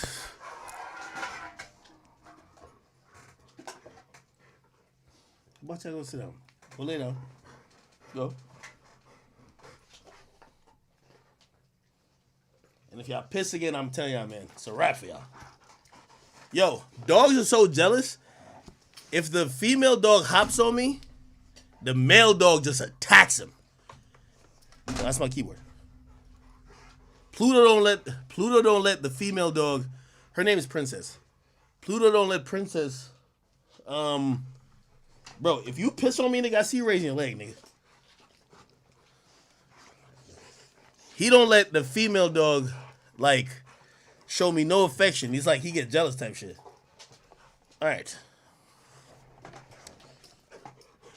Bro.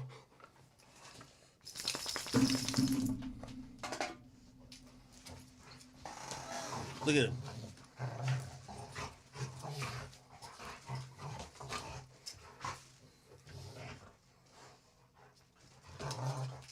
Yo! Stop. Stop. Both of y'all. All right.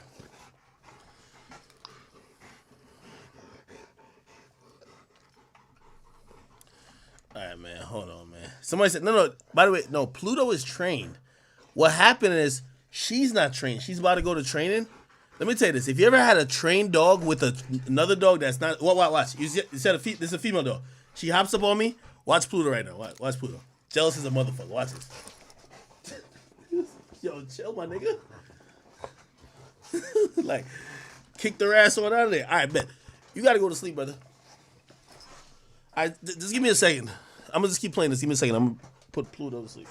You know, movie stuff, documentaries. My whole plate is crazy. But at the same time, I'm enjoying this wonderful life. You know? And I'm just happy to be here. Thanks for interviewing me. I want to give a shout out to everyone. Thank you. Yep. Hey, man, hell of a story. And definitely very happy for your success. Thank you, man. No doubt, man. And tell these people, man, don't waste your money, man. All you new knucklehead rappers coming out, invest in your money, man. Stop going to the strip clubs, man, and dropping 50K like you Drake. Can't do that. Yeah, I mean, I can tell you, when I first started making money with my business, first thing I did was I read Warren Buffett's book. Yeah, but you white. That's different. Stop playing. I mean, the stock market isn't just open to white people. Vlad, come on, man. Don't do that to me, man. You already know what it is, man. Come on. You hear what you're saying? You read Warren Buffett. How many black kids in the hood is reading Warren Buffett? I think a lot more should. I think a lot more would have a different perspective on life if they did. That's what we're trying to encourage. You know, I mean, I remember for years I'd be going on my Twitter account and explaining. Yo, did he duck the question of, nigga, how you still balling like this and you ain't made a hit in years? To people that you could buy 2 or 3 shares of Nike for the same amount of money that a pair of Jordans cost. And Right. like, you know, like I recently. Better, you think I have a #1 album and record on the. Look. Now, like I could tell someone. The way my lifestyle is right now, if you didn't know any better, you would think I have a #1 album and record on the Billboard magazine right now. Real talk, right? And I don't. But it's because I've been wise with my money that I can sit here and, like I said, live the lifestyle that I live. And if I can leave this audience with anything, I would say to you, there's nothing like when you do the right thing. You can still, because I've been in the game for over 20 years. And most artists, when they peak, that's it. After that, they're done. You know, and there's nothing wrong with, you can still do your thing with your money. Get your little jewelry, get your... All right. So, essentially, he said he got mad bread. Chill, princess. Okay? Let me see. All right. Good. Proz, Vlad TV. There's another one interview where he said, you got to watch this shit. So this is why he really got in trouble, right? So I'll give you the overview, and I might have to put her to sleep too. So Proz, a rapper from the Fugees, basically met some Chinese billionaire, a Chinese billionaire who wanted to cozy up to the Obamas or whoever they wanted to influence to win the election back in 2012 and also 2016. Subsequently, obviously, you had Obama, then Trump. He wanted to get close to them. They used this guy as the guy to funnel the money through. So he supposedly, as the story goes, he watched this guy spend $1 million in a club in about 30 minutes. And once he realized that, he said, oh shit, this nigga got bread. He kind of got cool to him. He realized that, he could be a conduit for stuff. But what happened is that he pretty much was doing shit that was illegal, right? He was using money to try to influence a campaign, and he was doing it on behalf of someone who wasn't even a native of America. Anyway, Vlad, who Vlad always got the facts, Vlad asked him about, he donated $1.2 million to Obama's campaign, and Vlad asked him about it, and I think he pretty much snitches on himself. He's trying to act like, oh no, black men, we just need to start contributing to politics. But you could tell when a nigga is capping because he don't even look like he know how to make $1.2 million, let alone be just donating it just because he wants to get somebody elected. Listen to him talk. At one point, you start to get into politics. Let me put her to sleep too, all right? You donated $1.2 million to Barack Obama's campaign? Yo, where you getting these information from? Is that not true? I'm starting to think you CIA, man. wait. I have to come back for this. Man, it's true. Yo, ain't this the biggest irony in the nigga getting locked up? He said, nigga, where'd you get this information? Look. You donated $1.2 million to Barack Obama's campaign? Yo, where you getting these information from? Is that not true? I'm starting to think you CIA, man.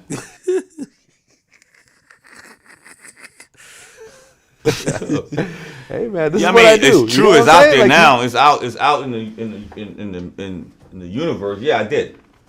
To a super PAC. Through a super PAC. So your corporation donated $1.2 million to the Barack Obama super PAC. No. To a super PAC that backs Obama. He didn't have a super PAC. The super PAC basically is in the presidential campaign, you could only donate but so much money to the candidate. A super PAC is a PAC that's not totally in alignment with the president or the candidate, but they support the candidate causes. So like, and you can donate unlimited money, right? And what I'll do is, like, if I feel like Obama, and this is why I donated to the super PAC. We wanted to bring out black men between the age of 18 and 35 to go out and vote. He definitely give Nigerian scammer vibes, don't he? In these swing states. And the swing states were Ohio, Virginia, and Florida. So we took ads, encouraged them when they spoke to them, which, by the way, he won those 3 states. Okay? And so now when you got people like the Koch brothers, your audience probably never even heard of them. These are billionaire guys. Their super PACs is like $300, $400, $500 million, right? So we, as black people, don't really do super PACs because we don't understand the game of politics. We don't understand how, obviously there's a generation who feel like, man, fuck voting. I don't like these people. They don't really listen to us. That's a whole different story. But anyway, so I got introduced to this super PAC called Black Men Vote. And it was, like I said, to go trying to register black men to go and vote. And so I donated the money to the super PAC. I mean, you're someone who... Are they fighting? Who's made a lot of money and, has invested his money and so forth. But 1.2 million is still a very significant amount. Why did you decide to put so much of your own money into the Obama campaign? Because I believed in the cause. And I also I had the money to do it. You know what I mean? But yo, this nigga just look like a scammer. I felt like instead of go buy another watch, let me do something that's gonna affect my life and my children's life and everyone else's life. Right? The thing about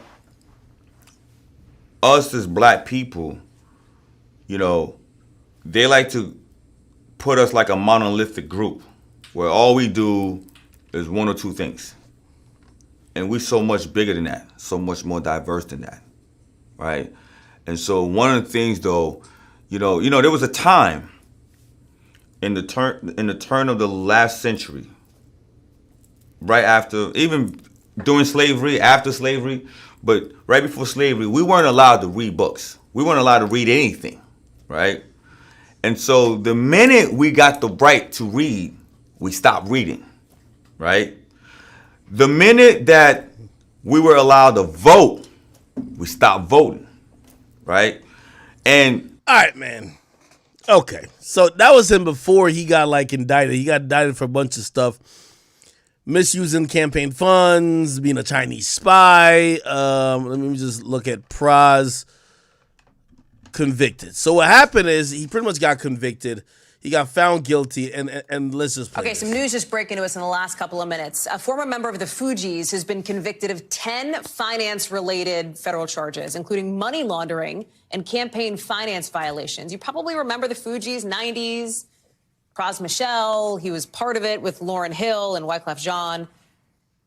But Michelle has now been found guilty of using illegally obtained money to get closer to former President Obama during his 2012 campaign and using millions more to bankroll an expensive lifestyle. NBC News legal analyst Danny Savalos joins me now. We have laid out the charges against Proz Michelle, now found guilty. And the details here are pretty interesting. Talk us through it and your reaction to what we're learning in the last couple of minutes. Yeah, this may be colored by the fact that I am a defense attorney and I actually recently defended money laundering charges in federal court.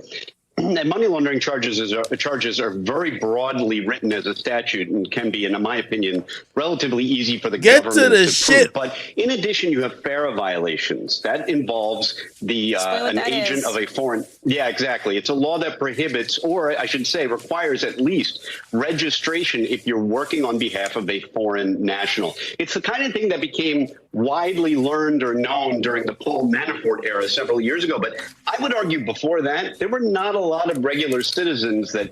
All right, man. He making it sound boring. Essentially, he was operating like almost damn near a spy for this guy who was a foreign national. The guy was from like China or some shit, some Asian nigga. And the dude's a billionaire. And he basically like was taken. Actually, was it dude from Asia? I don't even know. Let me make sure. Sure. I think nigga name was Zoo something. Zoo Proz. Let me just figure it out. Oh my god. No, Proz billionaire. Let me see. What's the nigga name? He was pretty much lobbying for. Let me see. Oh, the billionaire is Joe Lau. That's the nigga name. Joe Lau. So this guy, oh, he's a Malaysian dude. Yeah. So if you go on YouTube, this is how, and by the way, I feel like niggas get caught up in crime so easily. I don't know if this will show it. Or political intrigue. Essentially, he saw this Asian nigga spend $1 million in a club. And of course, niggas is in the club. And all of a sudden, let me see if I can find it. He basically, look, listen to this. By the way, Proz took the stand. He took the stand and pretty much, I won't say necessarily snitched, but like, he gave a lot of details. Look, listen to this. Yo, he said that the billionaire paid $20 million to get a photo with Barack Obama back in 2012. So basically this billionaire wanted to kind of increase his What are they fighting over? Hold on, give me a second, man.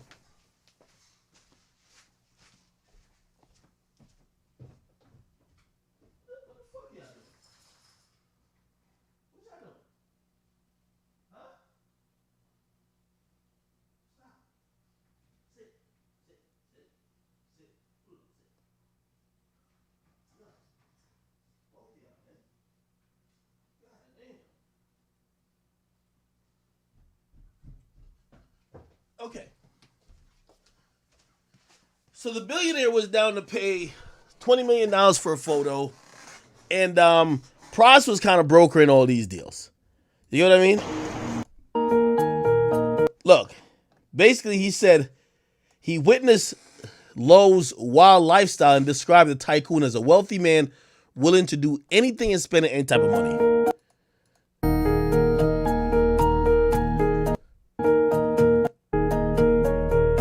He says, ultimately, he got paid $20 million over 9 months from this guy.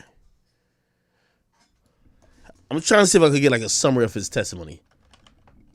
Testimony.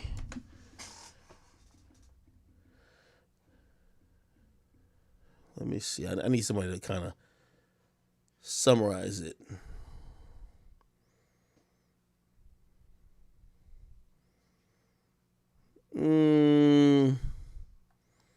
I don't think I got nobody to summarize it. Let me see if this. One of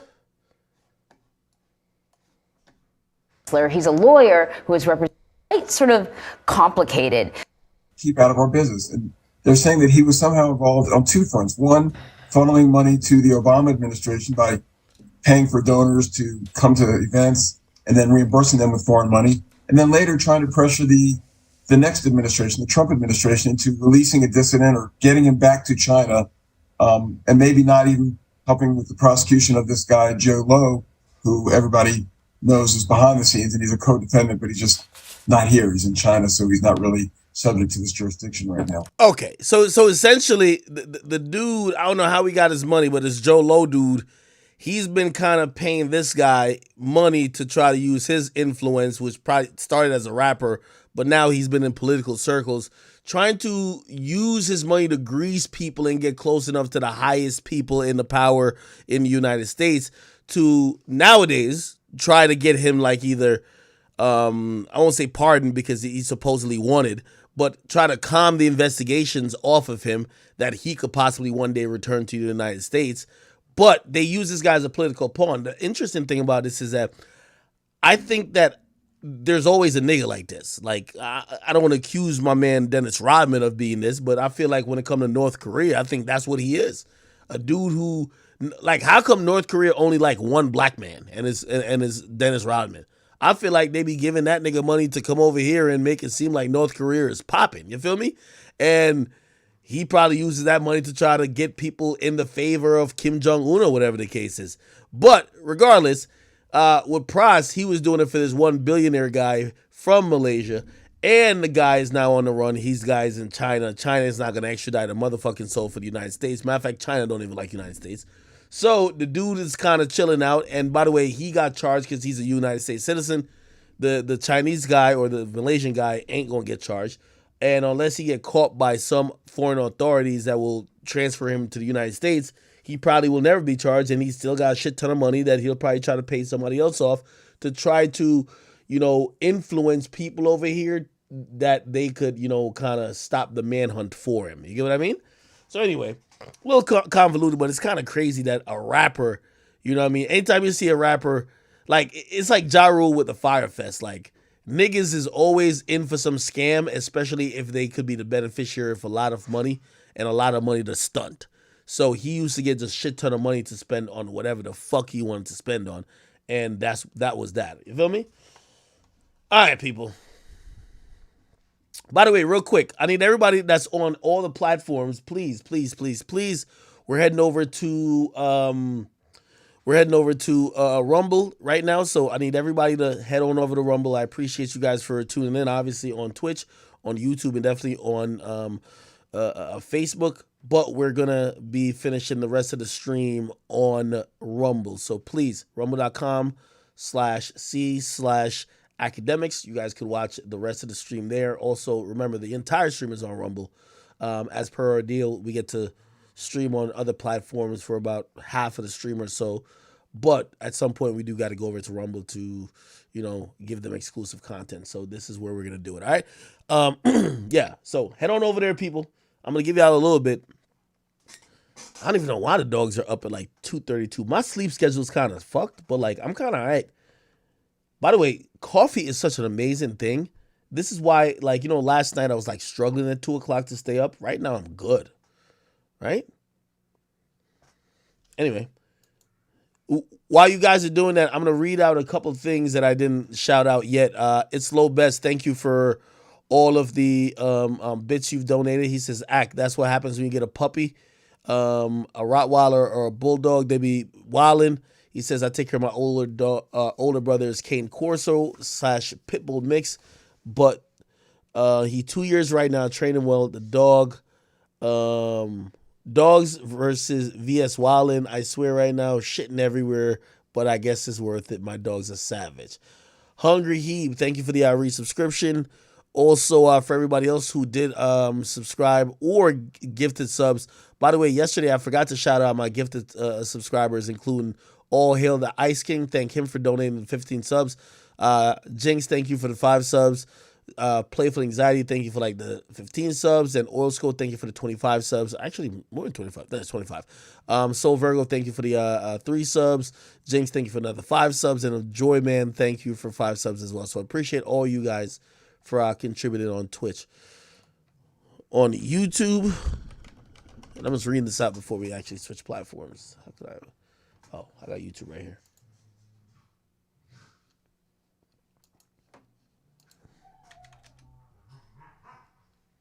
Yo, I swear they are going crazy. I don't know what it is tonight. I feel like my dogs, they kind of attract to my sleep schedule.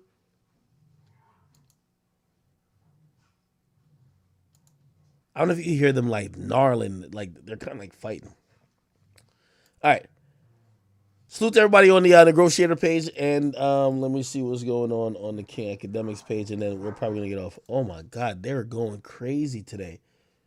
By the way, I know it's 2:34 on the East Coast, so I'm not trying to keep y'all up too much, but you know we got to go on Rumble and just rock out for a little bit.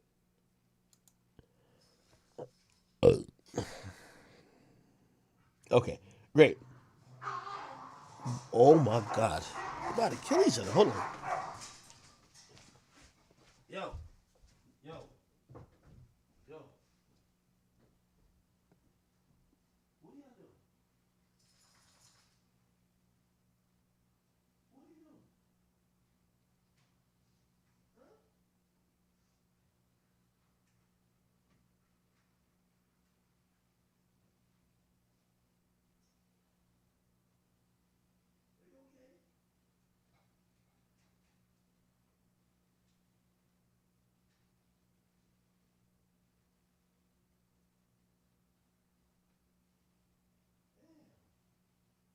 Play nice.